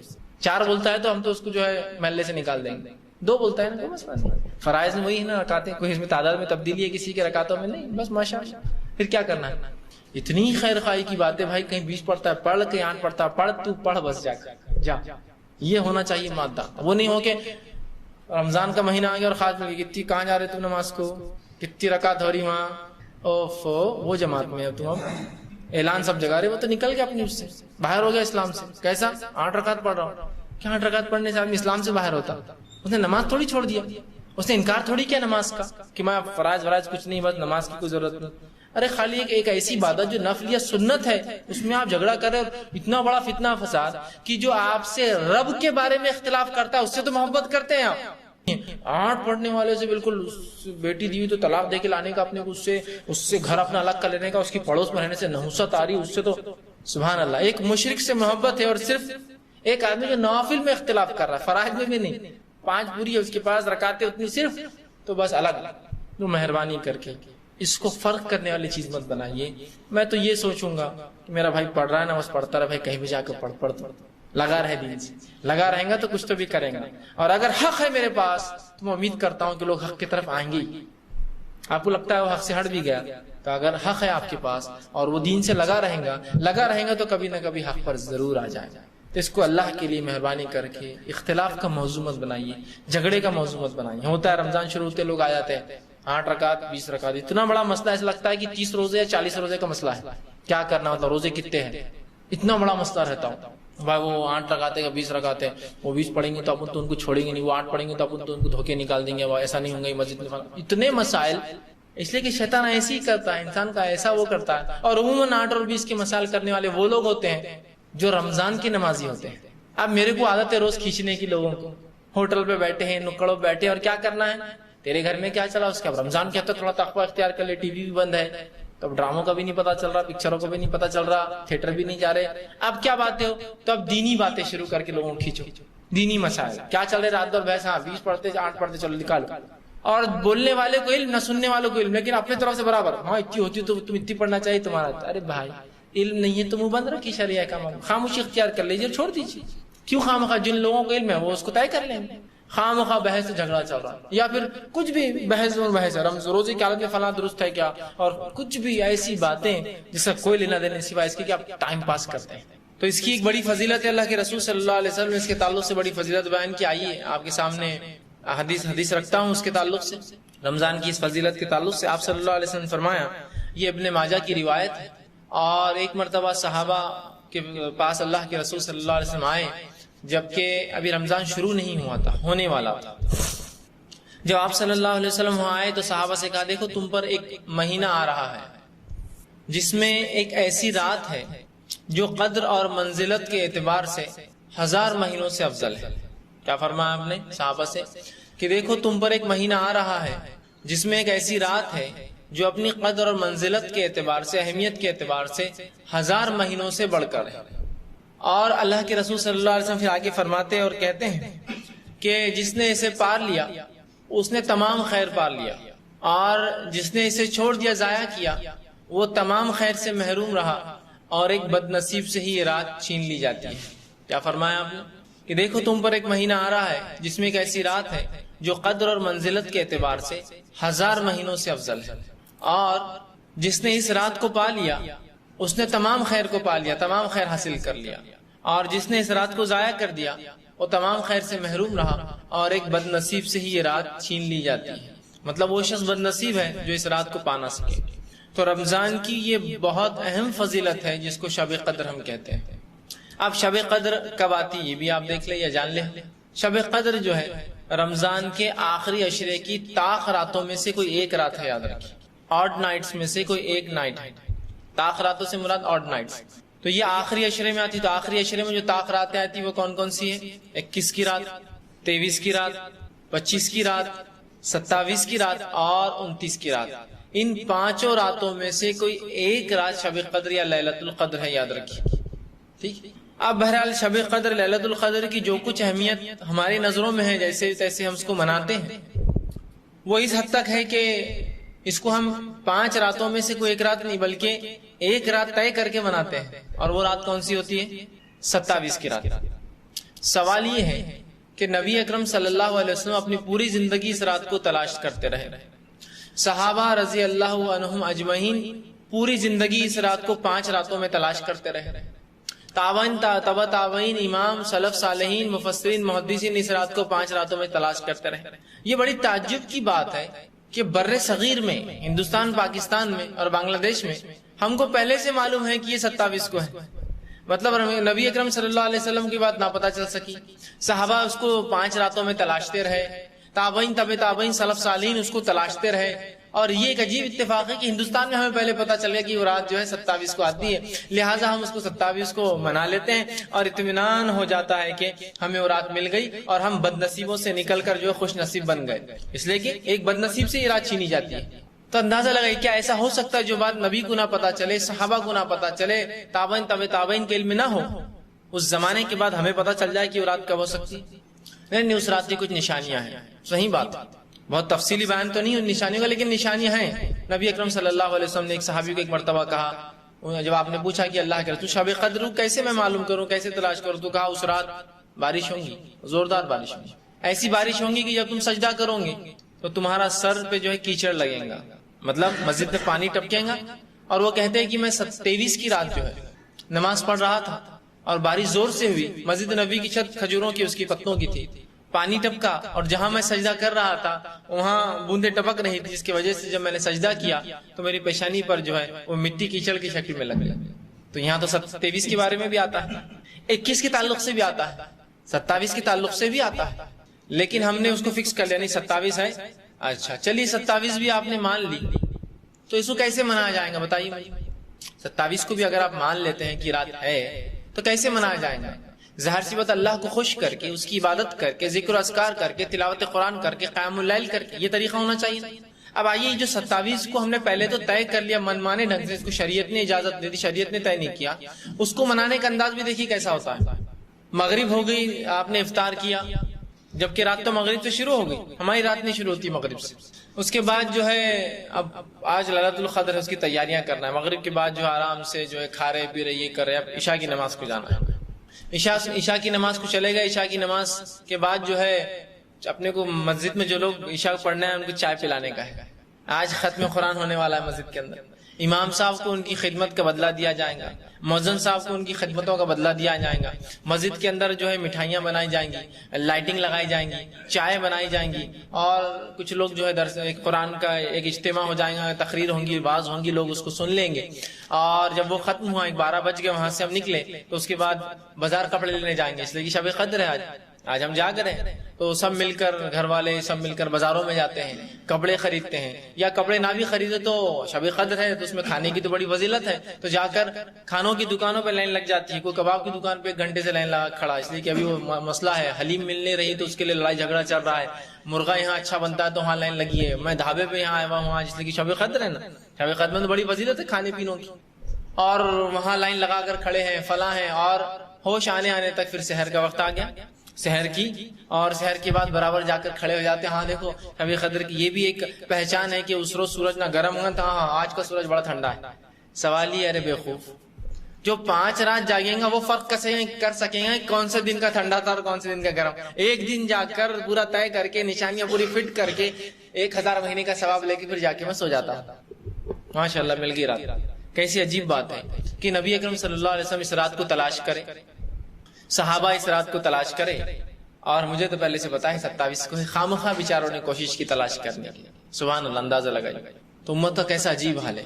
رسول اکرم صلی اللہ علیہ وسلم کیا کہہ رہے ہیں؟ بد نصیب ہے وہ شخص جس رات کو چھوڑ دے، بد نصیب سے ہی رات چھین لیتا اللہ رب العزت. تو 5 راتیں جاگ کر منانا ہے اس رات کو، یاد رکھیے. اس کی فضیلت اللہ رب العزت نے اپنی کتاب میں بھی نازل کی، جہاں رسول اکرم صلی اللہ علیہ وسلم حدیث میں بیان کر رہے ہیں. نبی کا بیان کرنا تو اپنی جگہ ہے ہی اہمیت کا حامل، لیکن اللہ کا اس رات کی فضیلت بیان کرنا کتنی بڑی بات ہے. اللہ رب العزت سورہ قدر سورہ نمبر 97 میں فرماتا ہے، اور اس رات کی فضیلت پر صرف یہ سورہ ہے پورا، انا انزلناہ فی لیلۃ القدر، کہ ہم نے اس قرآن کو لیلۃ القدر میں نازل کیا. وما ادراک ما لیلۃ القدر، اے مسلمانوں کیا چیز ہے جو تمہیں سمجھائے لیلۃ القدر کیا ہے. لیلۃ القدر خیر من 1000 شہر، لیلۃ القدر 1000 مہینوں سے افضل ہے. تنزل الملائکۃ والروح، اور اترتے ہیں اس رات فرشتے اور مردوں کی روحیں نہیں، فرشتے اور جبرائیل امین. جبرائیل علیہ السلام کا ایک نام روح الامین ہے. اور اس رات کی فضیلت چلتے رہتی کب تک؟ فجر کے طلوع ہونے تک. اور اللہ رب العزت کے حکم لے کر آتے ہیں فرشتے، اور اس رات کا سلسلہ چلتا ہے. کب تک چلتا ہے؟ طلوع فجر تک، مطلع الفجر. اللہ نے کہا فجر کے ہونے تک یہ رات کا فضیلت چلتے رہتی ہے. تو اندازہ لائے کتنی فضیلت ہے، 1000 مہینوں سے افضل. مفسرین تو اس سورت کی تفسیر میں لکھتے ہیں، انا انزلناہ فی لیلۃ القدر، ہم نے قرآن کو اتارا اس رات میں. اس رات کی فضیلت کا اندازہ لگا لیجیے، 5 میں سے جو ایک ہے قرآن اترا ہے اس کے اندر. وما ادراک ما لیلۃ القدر. یہاں تھوڑا غور کیجیے، اے مسلمانوں کیا چیز ہے جو تمہیں سمجھائے لیلۃ القدر کیا ہوتی ہے، کیا ہے اس کی فضیلت، کیا بات ہے، کیا چیز ہے جو تمہیں اس کی اہمیت سمجھائیں گی.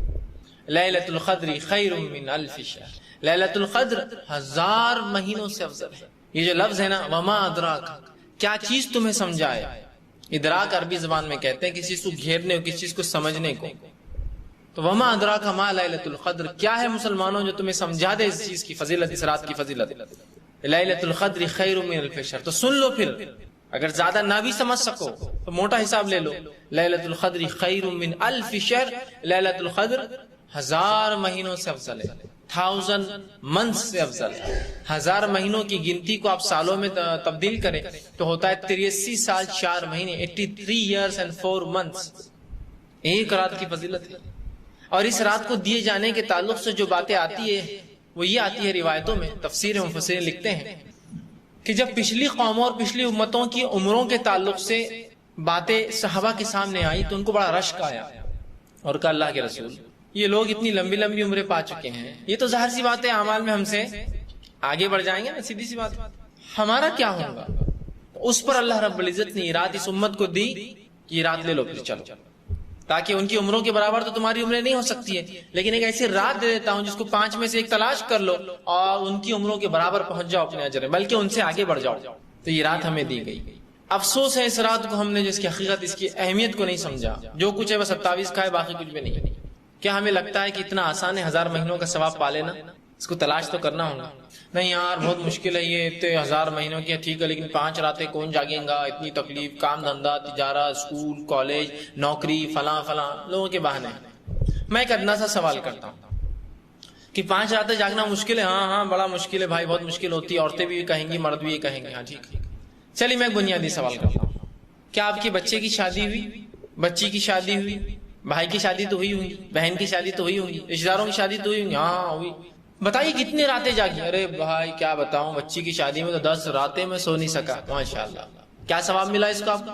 نہیں ثواب ہو کیا، بس اب جاگنا پڑا بس۔ اچھا ٹھیک ہے، بچے کی شادی ہوئی، بھائی کیا مشکل ہوئی، 10 راتیں میں جاگتا رہا۔ بچی بیمار ہوئی، 40 راتیں جاگ کر نکالا۔ اچھا ٹھیک، فلاں بیمار ہوا، فلاں میں نے یہ کیا، فلاں پڑوسی کی شادی تھی میں 10 راتیں جاگا۔ دین اور شریعت کے لیے کتنے بہانے ہمارے پاس، دوسرے کاموں کے لیے نہیں۔ شادی میں کیا 5 راتیں جاگنا ثواب ہے، 10 راتیں جاگنے کو اجر ہے؟ سب جاگ رہے ہیں، جاگ رہے نہیں جاگ رہے؟ دل پہ ہاتھ رکھ کر بولیے، سب جاگ رہے ہیں۔ کچھ نہیں تو یہ رسم کو رات بھر جاگ رہے، وہ رسم کو رات بھر جاگ رہے، سانچک کو رات بھر جاگ رہے، شادی کے دن رات بھر جاگ رہے، ولیمے جاگ رہے، ولیمے کے بعد میرے کو سکون ملا، میری آنکھیں ایسی ہو گئی تھی، پیر ایسے ہو گئے تھے، ہاتھ ایسے سوج گئے تھے، فلاں بولتے ہیں نا، سب بات عورتیں بھی مرد سب بولتے ہیں۔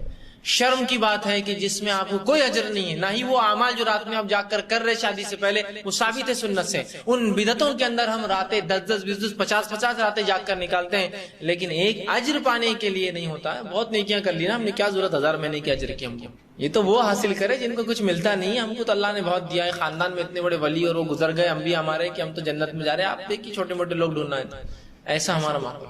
اور ایک اہم وجہ جو اس رات کی اہمیت جانے کی بھی وہ یہ ہوئی کہ یا تو علماء نے ہم سے اس رات کو چھپا دیا، اس کی اہمیت نہیں بتائی ہمیں، اہل علم نے اس کو چھپا کر رکھا، امت کو 27 کو جگا اور ختم کر دیا۔ ایک تو وہ گرفت میں آئیں گے اگر جان بوجھ کے یہ کام کیا تھا، ہاں یہ امت کی جہالت تھی کہ وہ نہیں سن رہی تھی اور وہ بیچارے مجبور تھے، الگ بات۔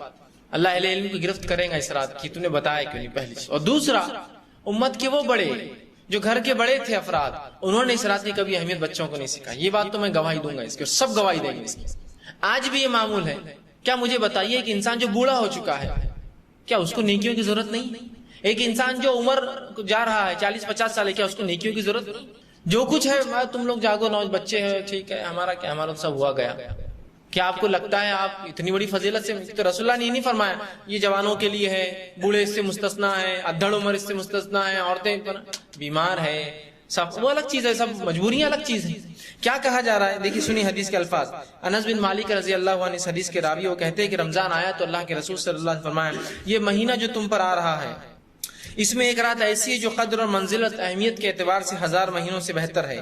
جو شخص اس کی سعادت حاصل کرنے سے محروم رہا وہ ہر بھلائی سے محروم رہا، اور فرمایا محروم رہا نیز فرمایا کہ، اور فرماتے ہیں لیلۃ القدر کی سعادت سے صرف بد نصیبی محروم کیا جاتا ہے۔ تو نبی اکرم صلی اللہ علیہ وسلم کے مطابق وہ شخص بد نصیب ہے جو لیلۃ القدر کو نہیں حاصل کرتا۔ یہاں کوئی فرق نہیں کیا آپ نے، جوان بوڑھا عمر رسیدہ کم عمر نہیں، سب کے لیے۔ اگر بڑے ہمارے مناتے تو یقیناً ہم بھی ان کے پیچھے مناتے۔ ہم نے کبھی ان کو مناتے ہوئے نہیں پایا تو ہم کو بھی لگا کوئی اہمیت خاص نہیں ہوں گی یار، جبھی تو بڑے نہیں کرتے۔ بچوں کو بول رہے ہیں سب اس کا اہتمام کریں، مرد اور عورت، بڑے اور بچے، بوڑھے جوان، سب اس کا اہتمام کریں کہ ابھی رات آ گئی ہے، پتہ نہیں اگلا سال ملتا نہیں ملتا، اتنی بڑی فضیلت اہمیت کیسے ہاتھ سے جانے دوں۔ 83 سال 4 مہینے کوئی معمولی اور مذاق، کتنے اہم چیز ہے انداز۔ 13 سال 4 مہینے کا حساب لگائی نا کتنا ہوتا۔ ہم میں سے اکثر ایسے ہیں جو ہو سکتا 60 سال کی عمر بھی نہ پائے، ہے نا؟ ہم میں سے اکثر ایسے ہوں گے جو 50 سال کی عمر بھی نہ پائے، 40 سال کی عمر بھی نہ پائے، 30 سال کی عمر بھی نہ پائے، اور بہت سے ایسے ہوں گے جو 20 اور 10 سال کی عمر میں مر چکے ہوں گے اب تک، ہے نا؟ ہوتا ہے نا؟ تو کیا پتا ہمیں رات اگلے سال ملتی نہیں ملتی۔ اگر ہے تو نیت کر کے غنیمت جائیں، اس رات کو ضرور منائیں۔ ایک اگر آپ رات پا لیتے ہیں تو 83 ایئرس کا ثواب، 83 سال موٹا حساب 80 سال۔ 2 راتیں پاتے ہیں تو 160 سال عمریں ملیں گی کیا ہم کو؟ یہ تو ناممکن فگرز ہوتے جا رہے ہیں.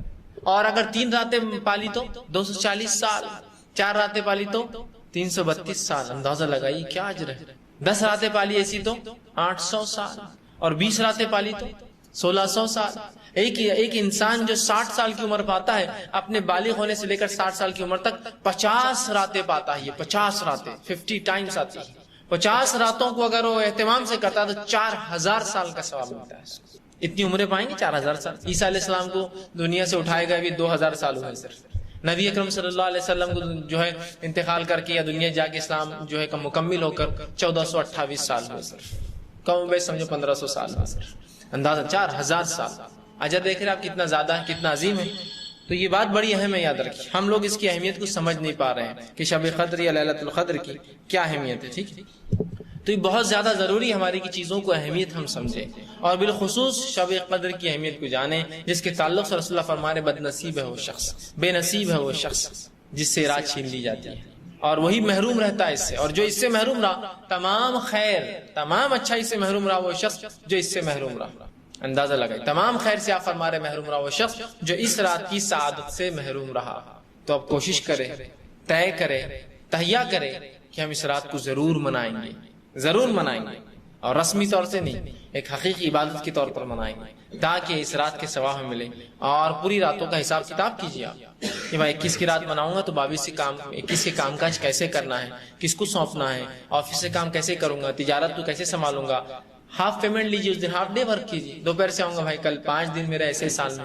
یا اللہ نے اگر اتنی طاقت استعداد دی ہے، بہت سے لوگ جو پرائیویٹ جاب کرتے ہیں ان کو مخصوص چھٹیاں ہوتی ہیں جو سال میں ان کو لے لینا ہوتی ہے. وہ لیوز کلیم کر لیجیے کہ میں 10 دن چھٹی لے لیتا ہوں تاکہ اس رمضان کا اہتمام کروں. 10 دن آفس سے چھٹی مل سکتی ہے میں لے لیتا ہوں. 10 دن مجھے فلاں ہو سکتا ہے میں کر لیتا ہوں. یا نہیں ملتی چھٹی تو ہاف ڈے لیتا ہوں بھائی کہ میں 5 دن ہاف ڈے آؤں گا. کم از کم یہ تو کر سکتے ہیں. ایڈجسٹمنٹ سب ہو سکتے ہیں. بیماری ہے تو چھٹیاں لے رہے ہیں آپ، جھوٹ بول کر چھٹیاں لے رہے ہیں آپ، گھومنے پھرنے کو چھٹیاں لے رہے ہیں ہم، شادیوں کے لیے چھٹیاں لے رہے ہیں، کتنا بھی اہم کام ہو رہا باس کو دھوکہ دے کے چھٹیاں لیتے، سب کر رہے ہیں. صرف جو نہیں ہو سکتا وہ یہ ہے کہ رمضان میں قدر کے لیے ہم یہ کام نہیں کر سکتے. کیسی بد نصیبی ہوں گی، اندازہ لگائیے. بہت بری بات ہو، بہت بری بات ہو. تو رسول اللہ صلی اللہ علیہ وسلم بد نصیب ہے وہ شخص جو اس رات کو چھوڑ دے. اس کی اہمیت کو جانیے، قدر کی، اس کو سمجھیے، اور اس کے اعتبار سے اس پر عمل کیجیے. تو اس کی بڑی فضیلت رمضان کی ایک یہ ہے، اللہ نے لیلۃ القدر شب قدر نوازی ہے. اس رات جو اللہ نے نوازی ہے اس کو صحیح رنگ سے منائیں. لوگ نقلی راتوں کو منا رہے ہیں، ڈپلیکیٹ نائٹ دھوم سے من رہی ہے نا. اصل چیز کی اہمیت کو جانیے. اصل چیز اب ہے جو آ رہی ہے. شب معراج میں جاگنے کا نہ نبی اکرم صلی اللہ علیہ وسلم حکم دیا، نہ کبھی خود کیا، نہ صحابہ نے کیا. وہ رات ہوئی لیکن منانا ثابت نہیں. شب برات کے تعلق سے آپ سے کوئی روایت نہیں کہ آپ نے کبھی منائی اور اس میں جاگا اور عبادت کی. اس میں ہم کر رہے ہیں شادیوں میں جاگ رہے ہیں اور جو ہے فلاں فلاں کر رہے ہیں. رجگی ہمارے پاس وہ سب ہو رہا ہے، سوائے اس کے کہ جو اصل رات جب آ رہی ہے وہ پھیکی دکھتی ہے نا.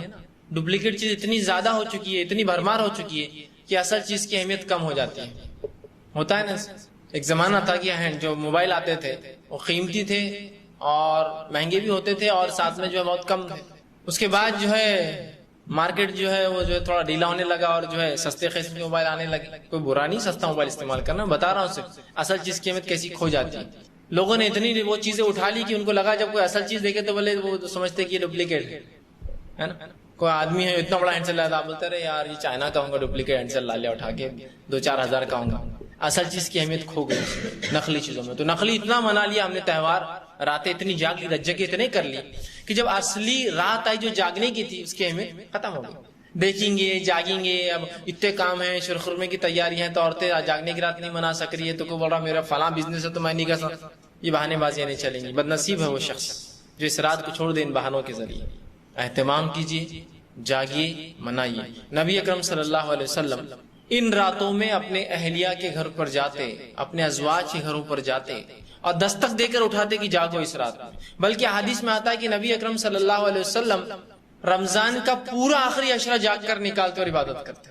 تو کم از کم پورا نہ صحیح 5 تو کیجیے آپ. کم از کم پورا نہ صحیح 5 تو ہم کریں. نہ پورا ہے نہ 5، کچھ بھی نہیں. رسول اللہ پورے 10 راتیں جاگتے، اپنے گھر والوں کو اٹھاتے ان راتوں میں. کسی اور اس واقعے میں آپ کو نہیں آتا کہ آپ نے رات میں کبھی کسی کو عشاء کے بعد جاگنے کا حکم دیا ہو. آپ اٹھا رہے ہیں جا جا کر. نہ آپ کو معراج میں یہ عمل ملے گا نبی کا، نہ آپ کو برات میں یہ عمل ملے گا. کو بتائیں مجھے برات کے تعلق سے جو کچھ روایتیں آتی وہ یہی ہے نا کہ رسول اللہ خاموشی سے اٹھ کر قبرستان چلے گئے تھے. ماں عائشہ بعد میں جا کر دیکھی ہے نا, اٹھایا نہیں نا, یہاں اٹھا رہے ہیں, جگا رہے ہیں, بول رہے ہیں, خود جا کر بتا رہے ہیں کہ دیکھو میں جاگ رہا ہوں, تم بھی جاگو امتیوں. جب نبی جو معصوم علی خطا ہوتا ہے, جس کو اللہ رب العزت جنت نہیں بلکہ رسول اکرم صلی اللہ علیہ وسلم کو جنت کا سب سے اعلیٰ مقام ملنے والا ہے, وہ نبی اگر اس کو اپنی عمر کے اس مرحلے میں منائے, آپ پر رسالت 40 سال میں آئی اور اس کے بعد آپ اپنے انتقال تک 63 سال تک 40 سال میں آپ رسالت بھی, اور جب سے رمضان کی اہمیت آئی اس رات کے تعلق سے اللہ نے بیان کیا, آپ پوری زندگی مناتے رہے. تو پھر ہمارے جو ہے زمانے کے لوگوں کو جن کی عمریں ہوتی کیوں شرما رہی اس رات کو منانے کے, بچوں کو کیوں چھوڑ دے رہے, خود بھی جاگیے, بچوں کو بھی کہیے, ماحول بنائیے پورا اپنے محلوں کا. یہ جاگنے کی راتیں ہیں, باقی کوئی جاگنے کی راتیں نہیں. جب اصل آیا تو ہم سوتے پڑے ہیں اور باقی ڈپلیکیٹ چل رہا ہے. تو اصل کو اہمیت دیجیے, بتائیے کہ ہم اس کو مناتے ہیں, اور یہ لیلۃ القدر منانے کی راتیں ہیں. اس میں منانا ہے تو مراد آپ خوشیاں مت سمجھیے, جھنڈے لگانا ہے, پھرانے لگانا ہے, لوگ کھانے کھلانا نہیں. منانے سے مراد اللہ کا ذکر و اذکار کرنا ہے, تلاوت قرآن پاک کرنا ہے, قیام اللیل کا اہتمام کرنا ہے, رات کی نمازیں ہمیں پڑھنا ہے, اللہ سے دعائیں ہمیں مانگنا ہے, ٹھیک, اللہ سے مغفرت طلب کرنا ہے, جنت کا سوال کرنا ہے, جہنم سے جو ہے نجات پانا اللہ سے, یہ کرنا ہے اس رات میں. تو ذکر و اذکار ایک عمل. اب بہت سی مرتبہ خواتین یہ سوال کرتی ہے کہ ہمارے مخصوص ایام میں اور اس وقت راتیں آ جائے تو ہم کیا کریں؟ تو آپ قرآن تو نہیں پڑھ سکتے, بات صحیح, نماز بھی نہیں پڑھ سکتی, بات صحیح, آپ روزہ بھی نہیں رکھ سکتے, ذکر و اذکار تو کر سکتی آپ رات میں جا کر, یہ تو ہو سکتا ہے. یا وہ عورتیں, وہ لوگ جو اس رات کو منا رہے ہیں, آپ ان کے بچوں کو سنبھالیے. اللہ کا ذکر تو بیٹھے بیٹھے بچوں کو, چلو آج رات میں جائیں گے, ظاہر سی بات ہے بچے ہیں, عورتوں کو ان کے کھانے پینے افطار کا نظم ہے, 4 5 10 عورتیں ایک محلے کی گھر آس پاس کی جمع ہوئی, ذکر و اذکار کریے, عبادت کریے. اور کچھ عورتیں جو نمازیں نہیں پڑھ سکتی وہ دوسروں کے بچوں کو سنبھالے, ان کے لیے سحر کا انتظام کرے. جب وہ ہو جائے تو یہ ان کی مدد کرے. دیکھ آپ بنائیے, ایسا ہوتا نا کار پول بناتے ہیں کہ بھائی کہیں جا رہے ہیں تو آپ کی کار ہم سب شیئر کر لیں گے, جو بھی ہو رہا پیٹرول کر لے لیجیے. تو ایسا پول بنائیے کہ مل کر ہم یہ کریں گے اہتمام. اور جو بہرحال گھر میں بھی ہو اور جو ہے وہ نماز نہیں پڑھ سکتی عورتیں, تو ذکر تو کر سکتی ہیں. ذکر سے ممانعت نہیں کبھی بھی, یاد رکھیے, ذکر کبھی بھی ہو سکتا ہے, کسی بھی حال میں ہو سکتا ہے, ٹھیک. لیکن تلاوت قرآن, نماز اور روزہ نہیں ہوگا ان کا, باقی تو کر سکتی, وہ بھی کر سکتی, وہ بھی اس رات کے فائدے اٹھا سکتی, ٹھیک. تو یہ رات بڑی اہم ہے, اس کو ضائع نہ ہونے دیں, اس کو برباد نہ ہونے دیں, اس کو منائیے اور اس کے صحیح رنگ سے منائیے. آئیے اس فضیلت کے بعد رمضان کی ایک بڑی اہم فضیلت ہے, اور فضیلت اس طرح سے ہے, حدیث میں بہرحال اس کی یہ الفاظ سے ثابت نہیں بات, لیکن اس کا معنی یہی ہے. جیسا کہ اگر میں آپ سے کہوں ادھر مت جاؤ یا ادھر مت آؤ, ادھر مت آؤ کا معنی ہوتا ہے وہیں رک جاؤ, ہے نا. دوسرے الفاظ میں اگر میں آپ میرے طرف آئے کہ ادھر مت آؤ, تو اس کا معنی ہے ادھر رک جاؤ, ٹھیک. تو اسی انداز میں حدیث سیدھے الفاظ تو نہیں کہتی ہے, لیکن رمضان کا وہ مہینہ ہے جو میری اور آپ کی مغفرت کروا سکتا ہے. اس کی فضیلت اس مہینے, کیا فضیلت اس مہینے کی؟ رمضان کا مہینہ وہ مہینہ ہے جو میری اور آپ کی مغفرت کروا سکتا ہے, شارٹ یقینی طور سے کروا سکتا ہے. اس میں وہ طاقت ہے, اس مہینے کی وہ فضیلت ہے یاد رکھیں کہ یہ میری اور آپ کی مغفرت کرا سکتا ہے. یہ ہر قسم کے گناہگار کی مغفرت کرا سکتا ہے اگر وہ اس مہینے کو جان کر, اس کی اہمیت سمجھ کر عمل کر لے. انشاءاللہ عزیز یہ مہینہ اس کے لیے مغفرت کا مہینہ بن جائے گا, یہ مہینہ اس کے لیے مغفرت کا مہینہ بن جائے گا, اندازہ لگائیے. تو یہ بات کو آپ سمجھیے, اس کی اہمیت کو سمجھیے اس مہینے کی. آئیے حدیث کیا آپ کے سامنے رکھتا ہوں. نبی اکرم صلی اللہ علیہ وسلم کے تعلق سے آتا ہے, یہ حاکم کی روایت ہے. آپ صلی اللہ علیہ وسلم نے صحابہ سے کہا میرا ممبر لایا جائے گا. صحابہ نے نبی اکرم صلی اللہ علیہ وسلم کا ممبر لا کر رکھ دیا. آپ ممبر پر چڑھے, ایک سیڑھی پر قدم رکھا, کہا آمین. دوسری سیڑھی پر قدم رکھا, کہا آمین. تیسری سیڑھی پر قدم رکھا, کہا آمین. جب آپ یہ 3 سیڑھیوں پر قدم رکھ چکے اور آمین آمین آمین آپ نے کہہ دیا, تو صحابہ نے پوچھا اللہ کے رسول کیا بات ہے؟ آپ نے کہا ایسا عمل کیا جو آپ عام طور سے نہیں کرتے. آپ پہلی سیڑھی پہ قدم رکھا, کہا آمین. دوسری پہ قدم رکھا, کہا آمین. تیسری پہ قدم رکھا, کہا آمین. کیا بات ہے؟ تو نبی اکرم صلی اللہ علیہ وسلم بتایا کہ جبرائیل نے مجھے ایسا ایسی کام کرنے کا حکم دیا تھا, اور میں سمجھتا ہوں یہ ہم سب جانتے ہیں جبرائیل علیہ السلام خود کی مرضی سے کوئی کام نہیں کرتے ہیں. وہ اللہ کے منتخب فرشتے ہیں جو نبیوں تک وحی لاتے ہیں, اور مرضی سے نہیں لاتے کچھ. وہ جو اللہ دیتا ہے, ان کا رب دیتا, وہی لا کر نبیوں تک پہنچا دیتے ہیں. تو کہا جبرائیل میرے پاس ہے اور مجھ سے عمل کرنے کو کہا. جب میں نے پہلی سیڑھی پر قدم رکھا تو جبرائیل علیہ السلام نے مجھ سے کہا لعنت ہے, ہلاکت ہے, خرابی ہے, بربادی ہے اس شخص کے لیے جس کو اس کے والدین میں سے دونوں یا دونوں میں سے کوئی ایک بڑھاپے کی حالت میں مل جائے اور ان کی خدمت کر کے اپنی مغفرت نہ کرا سکے, اے محمد صلی اللہ علیہ وسلم کہو آمین، تو میں نے کہا آمین۔ جب میں نے دوسری سیڑھی پر قدم رکھا تو جبرائیل نے مجھ سے کہا کہ اے محمد صلی اللہ علیہ وسلم لعنت ہو، ہلاکت ہو، بربادی ہو اس شخص کے لیے، برائی ہے اس شخص کے لیے جس کو رمضان جیسا مہینہ مل جائے اور اس میں اچھے عمل کر کے اپنی مغفرت نہ کرا سکے، کہو آمین۔ تو آپ فرماتے میں نے کہا آمین۔ اور اس شخص کے لیے خرابی ہے، بربادی ہے جس کے سامنے آپ کا نام لیا جائے اور آپ پر وہ درود نہ بھیجے، کہو آمین۔ تو میں نے کہا آمین۔ اندازہ لگائیے آپ، نبی اکرم صلی اللہ علیہ وسلم بددعا دے رہے ہیں۔ بددعا سمجھتے ہیں آپ؟ انبیاء علیہ السلام اپنی قوموں کو بددعا نہیں دیتے ہیں۔ نوح علیہ السلام نے 950 سال دعوت دینے کے بعد بددعا دی جب قوم ایمان نہ لائی۔ 950 سال کیا صبر رہوں گا نوح علیہ السلام۔ 9.5 منٹ ہی مجھے صبر نہیں آتا اگر میں کسی کو دعوت اسلام دوں اور میری بات کا قائل نہ ہوتا۔ 950 سال اللہ نے فرمایا 1000 کو 50 کم نوح نے اپنی قوم کو دعوت دی۔ جب 1000 کو 50 کم 950 سال دعوت دی، اس کے بعد قوم نہیں مانی، تب کہا ہے اللہ میں نے ان کو کھلے اور چھپے سے پکارا، ان کو راستوں میں اور گھروں پہ جا کر پکارا، لیکن جب بھی مجھے دیکھتے اپنی انگلیاں کانوں میں ٹھوس لیتے ہیں، لہٰذا اب مجھے لگتا ہے کہ یہ قوم ایمان نہیں لائیں گی، تو اس میں سے ایک بھی کافر کو اس دنیا میں نہ چھوڑ، اور نہ پھر یہ تیری زمین کے اوپر شرک کریں گے، کفر کریں گے۔ اللہ رب العزت دعا سنی، کشتی تیار کرنے کو دیا، کشتی میں جو سوار ہو بچا لیا، باقی سب کو غرق کر کے پورے کافروں کو ہلاک کر دیا۔ انبیاء بددعا نہیں دیتے۔ اور نبی اکرم صلی اللہ علیہ وسلم جن کی گواہی اللہ دے رہا ہے قرآن میں، وما ارسلناک الا رحمۃ للعالمین، اے نبی ہم نے آپ کو پورے عالم کے لیے رحمت بنا کر بھیجا۔ رحمت للعالمین تو بددعا دیتے ہی نہیں ہے کسی کو، قوم کو تو نہیں، کسی کو بھی نہیں دیتے ہیں۔ وہ واقعہ یاد کیجئے کہ نبی اکرم صلی اللہ علیہ وسلم کا جنگ احد میں اپنے سواری سے گر جانا، نہ صرف گر جانا بلکہ کافر نے آپ کو اٹھا کر ایک پتھر مارا، اس لیے کہ جب آپ پر تیر چلا گئے تو کچھ صحابہ بیچ میں آ گئے اور تیر کافی صحابہ نے جھیل لیے، اور کم از کم 6 صحابہ نے آپ کو گھیرا، جس میں سے تقریباً 5 انصاری تھے، 1 مہاجر تھے سعد بن وقاص، اور وہ 5 انصاری اس میں مارے گئے۔ لیکن جب دشمن نے دیکھا کہ رسول اللہ صلی اللہ علیہ وسلم پر ہم نے تیر برسایا، لوگوں نے روک لیے، جب سے کچھ نہ ملا اس نے ایک پتھر اٹھایا اور اٹھا کے اللہ کے رسول کو تیزی سے مارا، جو جا کر آپ کے چہرے پر لگا، جس سے آپ کی 2 کڑیاں جو آپ نے پہن رکھا تھا ایک سر کو حفاظت کے لیے، اس کی 2 کڑیاں آپ صلی اللہ علیہ وسلم کے جو ہے گال میں دھس گئی، اور آپ کے دانت بھی شہید ہو گئے، دانت ٹوٹ گئے اس تکلیف سے، اور آپ کا چہرہ لہو لہان ہو گیا، آپ نیچے گر گئے گھوڑے سے۔ اس گرنے کے بعد بھی آپ اللہ سے دعا کریں، اے اللہ اس قوم کو معاف کرنا، فإنہ لا یعلمون، یہ جانتی نہیں میں کون ہوں اس لیے ایسا کر رہے ہیں۔ کہیں ایسا نہ ہو کہ اللہ ناراض ہو جائے، کہیں ایسا نہ ہو کہ اللہ کا غضب اس قوم پہ آ جائے جس کو میں دعوت اسلام دے رہا ہوں۔ تو اللہ کے رسول دعا کرے اللہ اس قوم کو چھوڑ دینا، ان کی مغفرت کرنا، ان کو بخش دینا، ان کو پکڑ مت کرنا، اس لیے فإنہ لا یعلم، ان کو معلوم نہیں ہے کس کو مار رہے ہیں، ان کو نہیں علم نہیں ہے اس چیز کا، علم ہوتا تو کیوں مجھے تکلیف دیتے تھے۔ اندازہ لگائیے، تو وہاں بھی آپ نے بددعا نہیں دی۔ دوسرا واقعہ طائف کا اٹھا لیجیے، نبی اکرم صلی اللہ علیہ وسلم طائف گئے، آپ نے اسلام کی دعوت دی، قوم نے ایمان نہ لایا، قوم کے سرداروں نے آپ کو تکلیف پہنچائی، اور اوباش قسم کے بچے آپ کے پیچھے لگا دیے جو رسول اللہ صلی اللہ علیہ وسلم کے پیچھے چلتے اور پتھر مارتے، اس حد تک پتھر مارے کی روایتوں میں آتا ہے کہ آپ کی جوتیاں بھی خون میں بھر گئی، خون اتنا بہا کہ وہ نیچے اتر کر جوتیوں میں چلا گیا، اتنا مارا۔ اس کے بعد جب رسول اللہ صلی اللہ علیہ وسلم ایک مقام پر جا کر بیٹھے تو فرشتہ آسمان سے آیا جو ملک الجبال تھا، پہاڑوں کا فرشتہ، کہا اللہ کے رسول اگر آپ حکم دے تو اس بستی کو 2 پہاڑوں کے بیچ میں دبا دیتا ہوں۔ رسول نے کہا نہیں، ہو سکتا ہے ان کی نسلوں میں لوگ ایمان لائے، اور جنگ فتح مکہ کے اندر، فتح مکہ ہونے تک طائف کے لوگ ایمان لائے تھے اور بکثرت جو ہے اس معرکے میں شامل تھے، اس غزوے میں رسول اللہ کے ساتھ شامل تھے، ایمان لا چکے تھے۔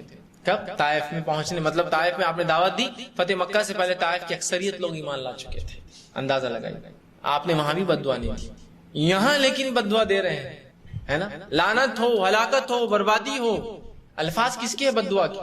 میرے اور آپ کے الفاظ نہیں، جبرائیل علیہ السلام کے الفاظ ہے، جو بہت بزرگ فرشتے ہیں، یاد بہت بزرگ فرشتے ہیں، وہ بددعا کے الفاظ دہرا رہے ہیں جو کہ اللہ کی طرف سے ہی ہوں گی، وہ من مانا نہیں کرتے، فرشتے کوئی کام دل سے نہیں کرتے۔ اور اس بددعا پر کہ جو رول امین ہے وہ فرشتہ بددعا کر رہا ہے، اور اس بددعا پہ آمین کون سی ذات کہہ رہی وہ بھی دیکھیے آپ ذرا، جس کو اللہ نے رحمت للعالمین کہا، جو عالم کے لیے رحمت ہے، اگر وہ بددعا دے تو اس کا مطلب بہت اہم عمل چھوٹ رہا ہے، جبھی نبی مجبور ہے بددعا دینے پر۔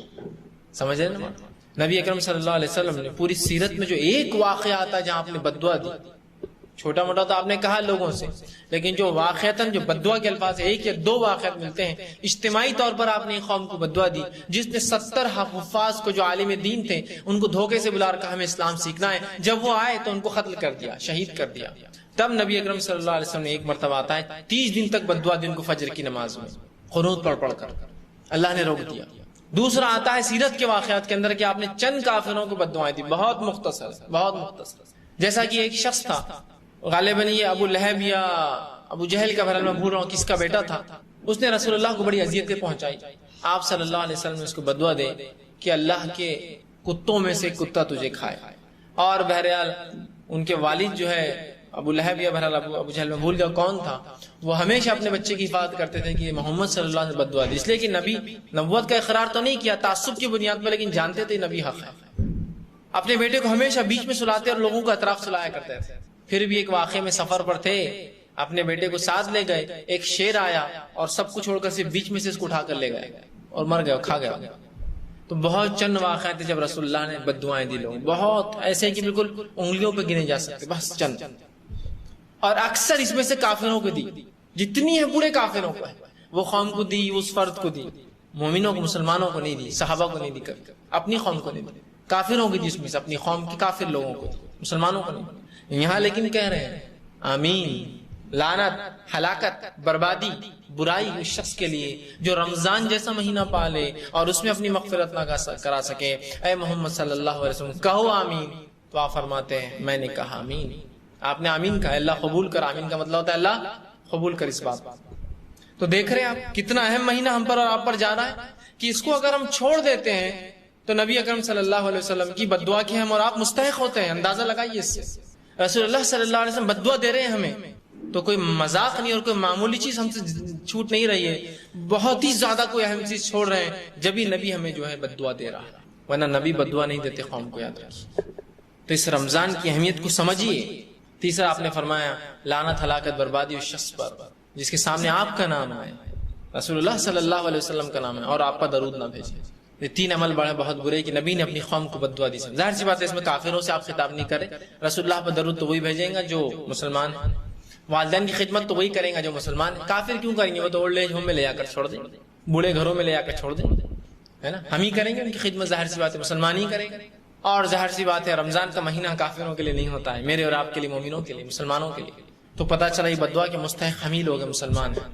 تو اگر نبی اکرم صلی اللہ علیہ وسلم کی بد دعا سے ہم بچنا چاہتے ہیں تو اس مہینے کا فائدہ اٹھائیے۔ ایک تو ہوتا ہے کہ کسی نے آپ کو آفر دیا، یہ آفر لے لیجیے، لیا تو ٹھیک، نہیں لیا تو کچھ بھی نہیں۔ ایک ہوتا ہے آفر ہے لینا بھی پڑے گا، نہیں لیا تو اس کی یہ سزا ہے۔ تو بس رمضان آفر اگر ہے تو ایسا آفر ہے جو کمپلسری آفر لینا ہی پڑے گا، نہ لیا تو نبی کی بد دعا کی مستحق بنیے، اس لیے کہ وہ مہینہ جو جہنم سے نجات دلا رہا ہے، جنت میں داخلہ کرا رہا ہے، اعمال کی مغفرت کرا رہا ہے، روزے سفارش بننے والے اور کئی اس کے فائدے، اور اس کے بعد بھی اگر اس رمضان کا فائدہ نہ اٹھا سکوں تو پھر تو بد دعا کا مستحق ہوں میں۔ تو نبی اکرم صلی اللہ علیہ وسلم کی بد دعا کی وہ لوگ مستحق ہے جو رمضان کو ضائع کرتے ہیں، برباد کرتے ہیں اپنے خراب اعمال میں، اور توبہ نہیں کر کے، اور مغفرت اپنے گناہوں سے توبہ نہیں کرتے، مغفرت نہیں کراتے اپنے رب سے۔ تو آپ نے کیا فرمایا؟ لعنت ہے اس شخص پر جو رمضان پا کر بھی اپنی مغفرت نہ۔ تو اسی لیے میں نے کہا رمضان مغفرت کا مہینہ ہے، اس کو ضائع مت کیجیے، اپنے ہاتھوں سے برباد مت کیجیے۔ آئیے اب روزوں کے تعلق سے اس کے چھوڑنے کا انجام کیا ہے۔ بہت سے لوگ روزہ اور رمضان کے فائدے نہیں سمجھتے۔ رمضان کا چھوڑنے والے کا حالت یہ ہے کہ وہ نبی کی بد دعا کا مستحق ہے۔ روزوں کے چھوڑنے والوں کا کیا ہوگا؟ آج روزے کا چھوڑنا بہت عام ہو چکا ہے نا، بلکہ کبھی کبھار تو لوگ فیشن کے طور پہ روزہ چھوڑتے ہیں۔ آپ بولیں گے فیشن کے طور پہ روزہ چھوڑنا کس کو بولتے ہیں؟ اس کو بولتے ہیں کہ اب یار 4 دن 5 دن کنٹینیو روزہ رکھا تھا، تھوڑا سا چینج چاہیے، ہے نا، تبدیلی ہونا ہے، کیا کنٹینیو 1 مہینے کے روزے، چینج، چھوڑ دیا روزہ، 4 دن سے رکھ رہا تھا، اب 1 دن چھوڑ کے پھر اگلے رکھیں گے۔ کچھ لوگ روزے چھوڑتے ہیں خام و خواہ کی کمزوری جو ان کے ذہن میں بھری ہوئی، جسمانی اعتبار سے تو ماشاء اللہ دکھ رہے ہیں، یہ کوئی دیکھ کر بول ہی نہیں سکتا کہ یہ 10 دن کیا 100 دن میں ان کو بھوکا رکھے تو انہیں کچھ ہونے والا ہے، لیکن پھر بھی ان پہ کمزوری طاری رہتی، ذہنی کمزوری، کہ میں روزہ نہیں رکھ سکتا ہوں، میں روزہ نہیں رکھ سکتی ہوں، ہم لوگ نہیں کر پائیں گے، ہم لوگوں کو تو عادت نہیں، ہم کھاتے پیتے گھر سے تعلق رکھتے ہیں، ہم کبھی بھوکے نہیں رہے تو ہم کیسے روزے نہیں رکھ سکتے، اور روزے چھوڑ رہے ہیں۔ کچھ لوگ وہ بھی ہوتے ہیں جو کسی عادت کی وجہ سے روزے چھوڑتے ہیں. سبحان اللہ. عادت ایسی گندی عادتیں کیوں پالی جو فرائض سے آپ کو دور کر دے. بھائی وہ تمباکو کھائے بغیر اپنے کو جیے نہیں جاتا تو اپنے کو ضروری ہے. بھائی وہ سگریٹ کے بغیر تو اپنا معاملہ حل ہی نہیں ہوتا تو آپ روزے نہیں رکھ سکتے. بھائی فلاں وہ اپنے کو عادت ہے حقہ پیتے ہیں فلاں کرتے یہ کرتے اور اس وجہ سے میرے کو بہت مشکل ہے کہ میں جو ہے روزہ رکھ سکوں. سبحان اللہ. ہے نا کیسے کیسے بہانے بنتے ہیں روزہ چھوڑنے کے لیے ہمارے, عجیب و غریب بہانے. کوئی فیشن کی وجہ سے روزہ چھوڑ رہا ہے, کوئی اس لیے روزہ چھوڑ رہا ہے کہ اس کو لگتا ہے وہ کمزور ہو جائے گا, ہوتا نہیں کبھی بھی ہو لیکن لگتا ہے اس, ہے نا. کوئی اس لیے روزے چھوڑ رہا ہے کہ جو ہے اس کچھ عادت اور لت لگ چکی. کوئی اس لیے روزے چھوڑ رہا ہے کہ کوئی بھی نہیں رکھتے تو میں کیا کیوں رکھوں. ہمارے ماحول میں کوئی مسلمان روزے نہیں رکھتے تو ہم کیا نہیں رکھنا. ایسے بھی علاقے آپ کو ملیں گے جہاں لوگوں کو رمضان کے اندر روزے رکھتے ہیں یہ نہیں معلوم ہے, معلوم ایسے ہی ملیں گے. میں نے پچھلی بار ایک واقعہ سنایا تھا ایک مقام کے بارے میں نے ایک صاحب سے تفصیلات لی. ان کے پاس ایک نوکر تھا, وہ کام کرتا تھا اور وہ صرف محرم میں چھٹی لیتا تھا اور وہ سال بھر اورنگ آباد میں کام, کسی اور علاقے کا تھا وہ بہار کے, سال بھر یہاں رہتا, محرم کے ایک مہینہ چھٹی لیتا, بالکل ایک دم عقیدت سے نہیں, چھٹی ہونے 40 دن کی, 3 دن پہلے جاتا تھا اور 4-5 دن بعد میں آتا تھا. جب اسے پوچھے کہ بھائی تو محرم کی چھٹی کیوں لیتا, رمضان میں جا, عید بقرعید میں جا. تو کہا رمضان اور بقرعید کیا رہتی, تم لوگ یہیں مناتے. بولے ہاں بس تھوڑی ہوتی ہو. آپ کے پاس کیا مناتے, ہاں بس محرم مناتے بولے پورا 1 مہینہ, تعزیے بٹھاتے اور یہ کرتے اور تعزیے اٹھاتے, ناچتے گاتے فلاں کرتے. یہ حالت ہے ان کی کہ وہ رمضان نہیں مناتے, محرم رہتا پورا 30 دن عبادت کا مہینہ اور سواریاں اٹھا کر اس کو آخری میں بٹھا دیتے اور یہ ان کے لیے عبادت ہے. محرم ہاں رکھتے کچھ لوگ روزے, وہ بہت دیندار تقوی والے رہتے, ہم سب تو نہیں رکھتے. ایسے حالت علاقوں کی جن کو معلوم نہیں کہ محرم میں روزے رکھتے ہیں, وہ معاف کرنا رمضان روزے کا مہینہ ہے, وہ محرم مناتے ہیں رمضان میں, اندازہ لگا. ایسے بھی لوگ ہیں بیچارے جن کو علم دین اور شریعت کا. ٹھیک بات سمجھ رہے ہیں تو وہ تو ٹھیک, لیکن ہم تمام کو معلوم ہونے کے بعد بھی اگر ہم روزوں کو اس طرح سے ضائع کریں, چھوٹے چھوٹے ایسے بہانے بنائے روزہ چھوڑنے کے لیے, تو کیسا ہوگا. سب نہیں رکھتے تو میں نہیں رکھتا, یہ بہانہ بھی اللہ قبول نہیں کرنے والا ہے. تو روزے رکھیے, روزے بڑی اہم چیز ہے, یہ فرض عبادت ہے. کوئی شخص اس کو بنا کسی شرعی عذر کے نہ چھوڑے. شرعی عذر کیا کیا ہے انشاءاللہ اگلے اس میں آئیں گے. پھر بھی شرعی عذر صرف 3 چیزیں ہو سکتی ہیں. ایک سفر میں ہے, مسافر ہے اور سفر کی تکلیف سے روزہ نہیں ہو سکتا. دوسرا بیمار ہے اور تیسرا عورت ہے کہ حیض اور نفاس کی وجہ سے روزہ چھوڑتا ہے. بس ختم, باقی سب کو روزے رکھنا ہے. ہاں یہ الگ بات ہے کہ بچے اور پاگلوں کو نہیں ہے تو ٹھیک ہے, وہ تو سمجھ والے, بچوں کو روزہ ہے نہیں, پاگلوں کو نہیں, جو بالغ ہو جائے ان کو ہے. سوال یہ ہے کہ ہم روزہ کیوں نہیں رکھتے ہیں, اس کی جڑوں کی طرف جائے, اس کی اہمیت تو سب جانتے ہیں, کیوں نہیں رکھتے. اس کی وجوہات جب نکالی جاتی ہے تو وہی نکلتی ہے کہ والدین بچوں کو بھی ٹریننگ ہی نہیں دیتے اس عبادت کی. بھائی روزہ بالغ ہونے کے بعد ہے, ہاں ٹھیک بالغ ہونے کے بعد ہے, صحیح بات. سوال یہ کہ اگر آپ کا بچہ 10 سال میں بالغ ہو رہا ہے تو کیا 10ویں سال سے پورے 30 روزے رکھنا شروع کر سکتا ہے. وہ اس کی ٹریننگ دینا پڑیں گی آپ کو پہلے سے, جب بالغ نہیں ہے تب سے. عمر ابن خطاب رضی اللہ عنہ کے تعلق سے آتا ہے, اپنے چھوٹے چھوٹے بچے اور بچیوں کو روزہ رکھاتے تھے. کسی نے پوچھا امیر المومنین چھوٹے چھوٹے ہیں, ابھی تو روزہ ان پہ فرض بھی نہیں ہوا. کہا عادت کیسے ہوں گی, اچانک 10ویں سال 12ویں سال بچہ بالغ ہو جائے تو کیسے عادت ہوں گی 30 سال کی اس کو. جب تک اس کو بچپن سے شروع نہ کیا جائے, 5 سال میں 3-4 روزے, 6 سال میں 7-8 روزے, 8 سال کے اندر 10-12 روزے, 9 سال کے اندر 15 روزے, اور 10 سال سے بالغ ہو بیٹا اب 30 چالو کر دو. ٹھیک, اور یہ روزے جو وہ بالغ ہونے سے پہلے رکھتا ہے اس کا اجر انشاءاللہ اس کو ملے گا اور اصل اجر اس کے والدین کو ملیں گا. اس لیے رسول اللہ فرماتے ہیں جب بچے بالغ نہ اور حج کرے تو اس کا اجر والدین کو ملتا ہے ان کے اجر کا. تو یہاں سے روزے کب ملیں گے. اب عادت نہیں ڈالی, اور بالخصوص خواتین میں تو روزہ چھوڑنا اتنا عام ہے کہ ہمارے ماں کے گھر میں کبھی ہم نے روزے رکھے نہیں. شادی کے بعد کبھی شوہر بڑا روزے رکھو تو ہم نے رکھے, ان کو عادت نہیں. روزہ رکھے تو ہمارے ہاتھ پیر ٹیڑھے ہو جاتے ہیں. میں کہتا ہوں آپ پورے دن بھر ٹیڑھے ہاتھ پر لے کے پڑے رہیے, لیکن روزہ فرض ہے. فرض سمجھیے کس کو بولتے ہیں. ذرا سے چکر, ہاتھ پیر ٹیڑھے ہونا, یہ وجہ نہیں. ہاں یہ کوئی کہے کہ فیڈس آتے ہیں بھائی روزہ رکھنے سے, یہ تو جینوین کاز. بھائی شوگر ہے, انسولین لینا پڑتا ہے, جینوین بالکل صحیح ہے, بالکل چھوڑ دیجیے آپ روزہ. بیماری ہے سخت, بالکل چھوڑ دیجیے آپ. فلاں ہے ٹھیک, لیکن خالی چکر آتے کچھ نہیں. آپ ایک دن چکر ہے, پورا دن چکر میں پڑے رہیے, اگلے دن خود آدمی کو عادت ہو جاتی ہے رکھنے. اس لیے کہ والدین نے کبھی بچپن میں رکھا ہے نہیں. لاڑ کی بیٹی ہے, لاڑ کا بیٹا ہے, روزہ نہیں رکھنے دیا. کبھی ہوتا ہے بچے جوش میں بولتے ہیں روزہ رکھنا ہے, والدین بولتے نہیں روزہ نہیں رکھنا ہے. کیا عجیب بات ہے, کیا عجیب بات. بچے کو میرے کرکٹر بنانا ہے, کب سے ٹریننگ دے رہے ہیں آپ اس کو, 2 سال کی عمر سے. بچے کو روزدار بنانے کے لیے پھر 5 سال سے ٹریننگ نہیں دیں گے اس کو. بچے کو میرے فلم سٹار بنانا ہے تو 3 سال سے اس کو ٹریننگ اسکول میں ڈال رہے ہیں, ڈرامہ اسکول میں ڈال رہے ہیں, ایکٹنگ اسکولس میں ڈال رہے ہیں. اس لیے کہ جب تو پھر روزہ جب بالغ ہونے میں فرض ہوگا, اگر اس کو روزے دار بنانا ہے تو بچپن سے پریکٹس بڑھا. روزے کی اہمیت رہتی ہے, بچہ 2-3 سال کا اہمیت بتائیے، تو ہم بھی رکھیں گے نا امی، تو آپ تھوڑے سے بڑے ہو جائیے، 4 یا 5 سال میں آپ کو ضرور روزہ رکھاؤں گا، لیکن آپ کے روزے بیٹا 9 سال 10 سال میں فرض ہوتے ہیں، لیکن آپ ضرور رکھیں گے۔ پھر وہ خوش ہوتا، اگلے سال 5 سال کا تیار رہتا مجھے رکھنا، پھر 5 سال ہو بیٹا اب آپ کو 2-3 روزے تو رکھنا پڑیں گے، تاکہ آپ کو ابھی فرض نہیں ہے لیکن عادت ہو۔ بچہ بولے گا اچھا میں ضرور رکھوں گا۔ پھر 2-3 روزے تب رکھا، پھر اگلے سال اور 4-5 رکھا، اور اگلے سال 8 رکھا، اگلے سال 15 رکھا، 20 رکھا، اور ماشاءاللہ بالغ ہوا تو اس کو پریکٹس تھی 20 روزے، اب اس نے 30 رکھ لی اور کنٹینیو پھر زندگی بھر رکھتا رہا۔ اب آپ نے اس کو بالغ ہونے تک ایک بھی روزہ نہیں رکھا ہے، کھٹ بول کے 10 سال کی عمر ایسی گزر جاتی، آ گئے اب 30 روزے کہاں سے رکھے جا سکتے؟ اب پریکٹس شروع ہو رہی، بیٹے 2 رکھو یہ سال، 10 سال عمر 2، 4 رکھو اگلے سال 11 سال عمر، 5 رکھو۔ ارے بھائی پریکٹس پہلے کروا دی۔ کرکٹ پلیئر بنانا ہے نا تو اگر جونیئر ٹیم میں ڈالنا ہے آپ کو انڈر 17 تو اس کی پریکٹس ہوتی 7 سال سے پہلے سے، تو جب انڈر 17 کھیلے گا، ہمارا معاملہ ہے کہ نہیں انڈر 17 کھیلیں گا تو 17ویں سال پریکٹس دے رہے ہو کرکٹ کی، اب کہاں سے جاتا ہو؟ 27 سال میں تو بڈھوں کی ٹیم تو کوئی ہے ہی نہیں، وہ ختم ہو گیا ہو۔ انڈر 17 نہیں کھیلا تو 19 نہیں کھیلتا، اب تو بڈھا ہو جاتا سیکھنے تو ہمارا معاملہ یہ ہے کہ جس دن گاڑی چلانا ہے نا اسی دن ہم سیکھنے کے لیے کھڑے ہوئے ہوئے۔ سمجھیے تھوڑا اس کی اہمیت کو جانیے۔ روزے کی بڑی اہمیت ہے، بنا کسی شرعی عذر کے روزہ مت چھوڑیے، مت چھوڑیے اسے، لازم جان لیجیے۔ تھوڑی بہت تکلیف اور مشقت یہی تو اجر دلاتی ہے۔ فجر میں اٹھنے کی مشقت، ٹھنڈے پانی سے وضو کی مشقت، غسل لینے کی مشقت، تمام چیزوں کا تو اجر پاتے ہیں ہم لوگ۔ مومن ہر نقصان اور ہر فائدے کا فائدہ اس کو جو ثواب ملتا ہے، تو یہ مشقتیں فائدے مند ہیں۔ تھوڑے چکر آتے آنے دیجیے جی، ہاتھ پہ تڑے ہوتے ہونے دیجیے، کتنے دن ہوں گے دیکھتے ہیں کتنے دن ہوتے ہیں، 2-4-5 دن میں آدمی ہوتا نہیں۔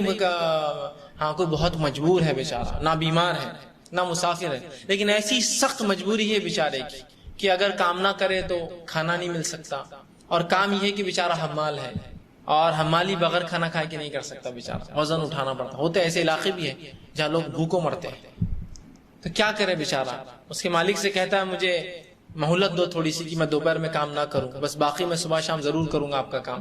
مالک بولتا ہے مہلت تو نہیں، اس لیے کہ غیر مسلم یا مسلمان نہیں، تو مہلت تو نہیں بھائی، کام تو کرنا پڑے گا۔ جس میں اتنی طاقت نہیں کہ اگر روزہ رکھوں تو پھر حمالی کروں اور اپنا پیٹ پال سکوں، اور 1 مہینہ بغیر کھائے پیے کے نہیں جی سکتا انسان، یہ مجبوری کی شکلیں ہیں یہاں تک۔ اللہ انشاءاللہ ان کی مجبوری کے اعتبار سے ان کا اور اللہ کا معاملہ ہے، لیکن ہم جن علاقوں میں رہتے ماشاءاللہ بہت اچھی زندگیاں جی رہے ہیں، تو روزے چھوڑنے کا کوئی شرعی عذر ہمارے پاس موجود نہیں ہے یاد رکھیں، سوائے بیماری اور سفر کی۔ تو بیماری اور سفر کے علاوہ روزے کوئی نہ چھوڑے، اس کو طے کر لے کہ تو رکھنا ہے بھائی، چاہے جو بھی ہو، روزہ تو نہیں جائیں گا۔ اس لیے کہ روزہ خور لوگوں کا کیا انجام ہوگا؟ آئیے رسول اللہ صلی اللہ علیہ وسلم کی زبانی سنیے۔ آپ صلی اللہ علیہ وسلم فرماتے ہیں اور کہتے ہیں، حدیث جو ہے یہ ابن حبان کی روایت ہے، آپ نے فرمایا اور کہا، حدیث کا الفاظ اس طرح ہے کہ میں سویا ہوا تھا اور میرے پاس 2 آدمی آئے اور مجھے اٹھایا اور ایک اونچے پہاڑ کے سامنے جا کھڑا کر دیا اور کہا محمد صلی اللہ علیہ وسلم چڑھو۔ میں نے کہا میں نہیں چڑھ سکتا، بہت اونچا پہاڑ تھا۔ تو انہوں نے مجھے میرے بغل سے اٹھایا، دونوں نے مجھے، اور بغل سے اٹھا کر اس پہاڑ کے اوپر لے جا کے مجھے کھڑا کر دیا۔ جب میں اس پہاڑ پر کھڑا ہوا تو شدید چیخو پکار میں نے سنی، بہت لوگ چیخ رہے اور چلا رہے تھے، وہ جہنم کا منظر تھا اور بہت چیخو پکار تھی۔ میں نے دیکھا کچھ لوگ الٹے لٹکے ہوئے تھے، پیر اوپر تھے اور سر نیچے تھا، اور فرشتے ان کے جبڑوں کو چیر رہے تھے ہونٹوں سے پیچھے کی طرف، اور ان کے منہ سے خون گر رہا تھا۔ میں نے کہا یہ کون لوگ ہیں جن کو یہ سزا دی جا رہی ہے؟ تو کہا محمد صلی اللہ علیہ وسلم یہ آپ کی امت کے وہ لوگ ہیں جو روزہ نہیں رکھتے تھے اور کھاتے تھے، افطار کرتے تھے، مطلب کھانا کھاتے تھے لیکن روزہ نہیں رکھتے تھے، اس لیے ان کے ساتھ یہ سلوک کیا جا رہا ہے۔ اندازہ لگائیے، سب سے پہلی چیز جہنم میں ہونا خود آگ میں ہونا ہے۔ جہنم کا ہر عذاب آگ کے اندر ہی ہوتا ہے، جہنم میں ہونا آگ میں ہونا ہے، آگ کی تکلیف وہ اندازہ لگائیے۔ دوسرا، الٹے لٹکنے کی تکلیف کیا ہوتی ہے؟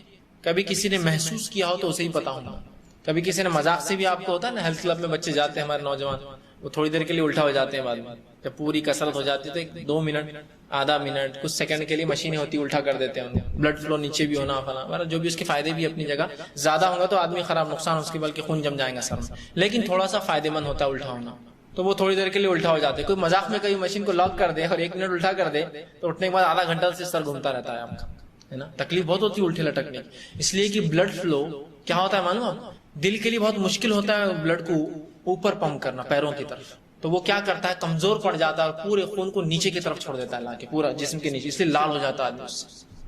اب اندازہ لگائی الٹے لٹکنے کی تکلیف، جہنم کی تکلیف، اور یہ بات آپ سب کو معلوم ہے کہ جب جبڑا چیرا جائے گا ब्लड का फ्लो पूरा नीचे की तरफ है, खून वैसे ही नीचे की तरफ दबाव मार रहा है, इसलिए क्या उल्टे लटके हैं। और उस पर कोई आपका जबड़ा चीर दे तो क्या रफ्तार से खून बाहर निकलेगा, अंदाजा लगा सकते हैं आप। और जब खून जिस्म से निकलेगा तो क्या शदीद तकलीफें नसें देंगी, जब उसमें खून कम होगा तो पूरी वेंस खींचना शुरू हो जाएंगे। जिसमें जब खून नहीं होगा तो नसें पूरी खींचना, एकदम वो प्रेशर में आएंगे, इसलिए कि उसकी जान जाना शुरू हो जाएंगी, मर जिस्म डेड हो जाएगा ना, इसलिए कि उसको ऑक्सीजन नहीं मिलेगा। तो खून नीचे की तरफ बह रहा है, नसें क्या तकलीफ देंगी, अंदाजा लगाए उसकी शदीद तकलीफ का। और बिल्कुल एक इंसान लटक जाए और खून निकल जाए तो क्या तड़प कर मौत आएंगी, उसकी हर खतरा उसकी मौत को उसको दावत। लेकिन उसके बाद फिर मौत नहीं है, फिर लटके हुए रहेंगे, फिर जबड़े चीरे जाएंगे, फिर खून निकलेंगे, फिर मरेंगे, फिर लटके हुए रहेंगे, फिर जबड़ा चीरा जाएगा, फिर खून निकलेगा। अंदाजा लगा, बहुत सख्त सजा है। सुनना अच्छा लगता खाली सरासर यहाँ उल्टे लटके हुए, जरा कभी आधा घंटा लटक के देखिए, पता चला। हो सकता मर भी जाए, आधा घंटा बहुत लंबा वक्त होता लटकने के, मर जाता है। पुलिस भी अगर चोर को उल्टा लटका के मारती है ना तो कुछ मखसूस मार के फिर सीधा करना पड़ता है, तो मर जाएगा आदमी, उनको मालूम है। 2 मिनट मारा फिर उसको खड़े कर देते हैं, फिर उसको उल्टा करते हैं, तो मर जाएगा आदमी, आधा घंटा लटकेगा तो। समझ रहे हैं बात को? तो कितनी शदीद तकलीफ है। अल्लाह रब्बुल इज्जत अपने बंदों से बड़ा मोहब्बत करता है, उसका नाम ही एक वदूद है, गफूर है, माफ करता है, वदूद है, मोहब्बत करने वाला है ना, रहमान है, बहुत रहम करता है। उसके बाद भी अगर इस सजा दी जा रही है तो मतलब ये हुआ, अगर एक बाप बहुत रहमदिल है और शफकत वाला अपने बच्चों पर, और अगर सजा देता है तो इसका मतलब ये है कि बच्चों ने इतना घिनौना जुर्म किया कि सजा के मुस्तहिक है उसके बाप की अच्छी सिफतें और अच्छा होने के बावजूद भी। समझ रहे?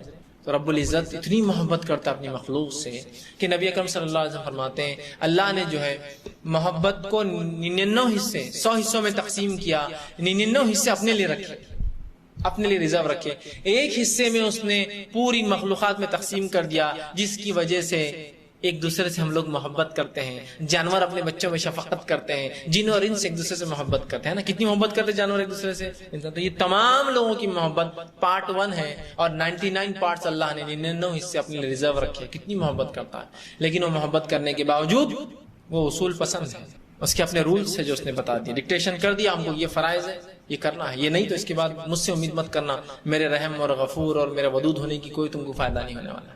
इसलिए कि जहां वो रहमान है, रहीम है, गफूर है, उसी के बरक्स वो जो है जब्बार है, कहार है, वो बदला ले सकता है, दबा सकता है, उसके पास ताकत है, करता नहीं लेकिन कर भी सकता है, वो मालिक है अपनी मर्जी का। तो याद रखिए, नहीं अल्लाह तो मैं माफ करने वाला है। माफ तब करेंगे जब आप अच्छे अमल करके, जो ना हो सके तौबा मांगे। ये नहीं कि आप कुछ ना करें और अल्लाह से उम्मीद करें कि मैं तौबा, नहीं होता। तो अल्लाह इतनी सख्त और दर्दनाक सजाएं भी देने वाला है उन लोगों को जो रोजा छोड़ते हैं। तो अल्लाह के लिए रोजा आप मत छोड़िए, खामोखा छोटे छोटे बहाने रोजे किया जाने, आज भाई फला है मैं रोजा छोड़ दो, आज खेलने जा रहे रोजा छोड़ दो, आज फला है रोजा छोड़ दो, आज ये है रोजा छोड़ दो, आज दिल नहीं बोल रहा था तो रोजा नहीं रखे। सुभान अल्लाह, दिल नहीं बोल रहा तो रोजा नहीं रखे। रोजा तो ये वैसा भी नहीं ना कि नमाज से 5 वक्त आ रहा दिन में, एक बार साल में आ रहा। मैं ये नहीं कह रहा हूँ कि नमाज आप छोड़ सकते हैं, जायज है, नहीं, वो तो पढ़ना है वो भी, लेकिन रोजा तो एक ही बार आ रहा है, कम से कम इसमें तो कुछ मुस्तैदी इख्तियार कीजिए, मजबूती। बीमारियां हैं, मुश्किलें हैं, ये अलग चीज है, याद रखिए। लेकिन जब बीमारियां नहीं, अल्लाह ने सेहत दी, सही इस्तेमाल कर लीजिए, इससे पहले कि फिर बुढ़ापा आ जाए, फिर एहसास हो और फिर रोते रहे अपने रब के सामने। लेकिन अब वो मौका थोड़ी मिलेगा इबादतों का पिछला। तो अल्लाह ने जिस्म दिया है, मर्द हो, औरतें हों, बच्चियां हों, बच्चे हो, आदत डालिए उनकी बचपन से, सिखाइए उनको रोजा, मजबूत इंसान बनाइए। एक मर्द मोमिन बनाना है लोगों को, बच्चों को अपने, तो बचपन से उनको प्रैक्टिस करवाना पड़ेगा। नमाज फर्ज होती है 10 साल पर, मानो आप बच्चे पे नमाज फर्ज 10 साल पे होती है। रसूलुल्लाह फरमाते हैं 7 साल से मस्जिद ले जाओ। क्यों? ट्रेनिंग, 3 years प्रायर ट्रेनिंग चालू है उसकी, कि 7 साल का होगा तो 2 टाइम चलेगा, 3 टाइम चलेगा, जाहिर सी तो फजर इशा में आप डरेंगे अकेला ले जाने को, और निकल गया कर गया तो ज़ोहर असर में कोई बात नहीं, मगरिब में कोई बात, ट्रेनिंग शुरू हो जाएगी 7 साल। और 10 साल में ना जाए, जब फर्ज हो जाए तो उसे मारो। तो ये रोजे के लिए भी कहूंगा मैं, ट्रेनिंग शुरू कर दीजिए उसकी 4-5 साल से, 6-7 साल से, 10 साल से उस पर रोजे फर्ज है। जब वो तैयार हो जाए अपनी ट्रेनिंग लेकर रोजों के लिए, मजबूत हो जाए, और फिर कीजिए। बहुत से लोग होते हैं भाई एग्जाम्स है, 10th है, 12th है, अल्लाह के सामने आप बोल सकेंगे 10th है, 12th है? क्यों अल्लाह नहीं पूछेंगे 10th था तो घूमना छोड़ा, शादियों में जाना छोड़ा, अपनी ख्वाहिशात छोड़ी, रस्म रस्माने छोड़े? नहीं, वहां तो हो रहा, चचा की शादी में जा रहे हैं, उनके रस्म में जा रहे हैं, उनके रज्जगों में जा रहे हैं, उनके सांचक में जा रहे हैं, उनके फलाने में जा रहे हैं, उनके जुमों में जा रहे हैं ना, जुमा की। जब तो आपने सब किया, जब कैसा वक्त निकाला, जब कैसा भूखा, तो क्यों मेरे दीन के लिए आपसे नहीं हो सकते? तो याद रखिए, बहाने नहीं हो सकते वालिदैन के लिए। 10वीं है, 12वीं है, 11वीं है, इबादत معاف ہے کہ عبادت نہیں، 10ویں تھا اللہ بولے گا ٹھیک ہے، 10ویں تھا بالغ ہوا تو اللہ 3 سال کا ایگزمپشن دیجیے اس کو کہ 12ویں تک. پھر بیٹے انجینئرنگ ہے، جب بچے کو آپ یہ سکھائیں گے کہ 10ویں 12ویں میں روزے چھوڑو تو بولیں گا انجینئرنگ تو اور اہم ہے، میڈیسن تو اہم ہے. اب اندازہ لگائیے 20-25 سال کا ہونے تک روزے نہیں رکھا اس کے جواب دے والدین. اور جو روزے رکھنے کا عادی ہے اس کو کیا ایگزام سے فرق پڑتا ہے؟ روزے ایگزام پہ کیا اثر ڈالتے مجھے بتائیے، سوائے اس کے کہ سائیکولوجیکلی ہم نے خواہ کے اثر لیا ہوا ہے.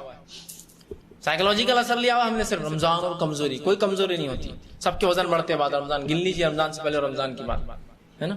اور ویسے بھی رمضان ہمارے لیے فاسٹنگ کا منتھ تو بس نام کو رہتا ہے، فیسٹنگ کا منتھ ہے، کھانے پینے کا مہینہ ہے نہیں ہے. اب رمضان شروع ہو جائیں گے دیکھیے آپ بازاریں کیسے کھانے پینے سے بھر جاتے ہیں. ہر قوم کی ایک علامت ہوتی ہے، ہم یہ علامت بتاتے ہیں کہ ہمارے روزے کا مہینہ آیا. اور روزے بولے تو بھوکے رہنے کا نہیں ہو تو غیر مسلم بولیں گے تندور گڑ گئے، ابھی سے گڑنا شروع ہو گئے نا.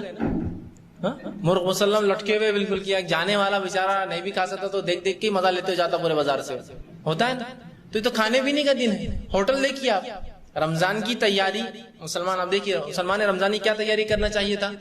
عبادتوں کے لیے تیار ہو جانا تھا، صدقہ اور خیرات کے لیے ہونا تھا. اور یہ قوموں میں یہ بات عام ہونا تھا کہ مسلمان تیار ہو رہے ہیں عبادت کے لیے. لیکن ہم کس چیز کے لیے تیار ہو رہے ہیں؟ نیوز پیپر گواہی دے رہے ہیں نا. کل فوٹو آ گئی انگلش مراٹھی نیوز پیپر میں، مسلمان رمضان کے پوتر مہینے کے لیے تیاری کر رہے ہیں. اور جتنے فوٹو آتی سب کی سب ہوٹلوں کی تھی، مسجدوں کی نہیں آئی، پورے ہوٹلوں کی فوٹو آئی.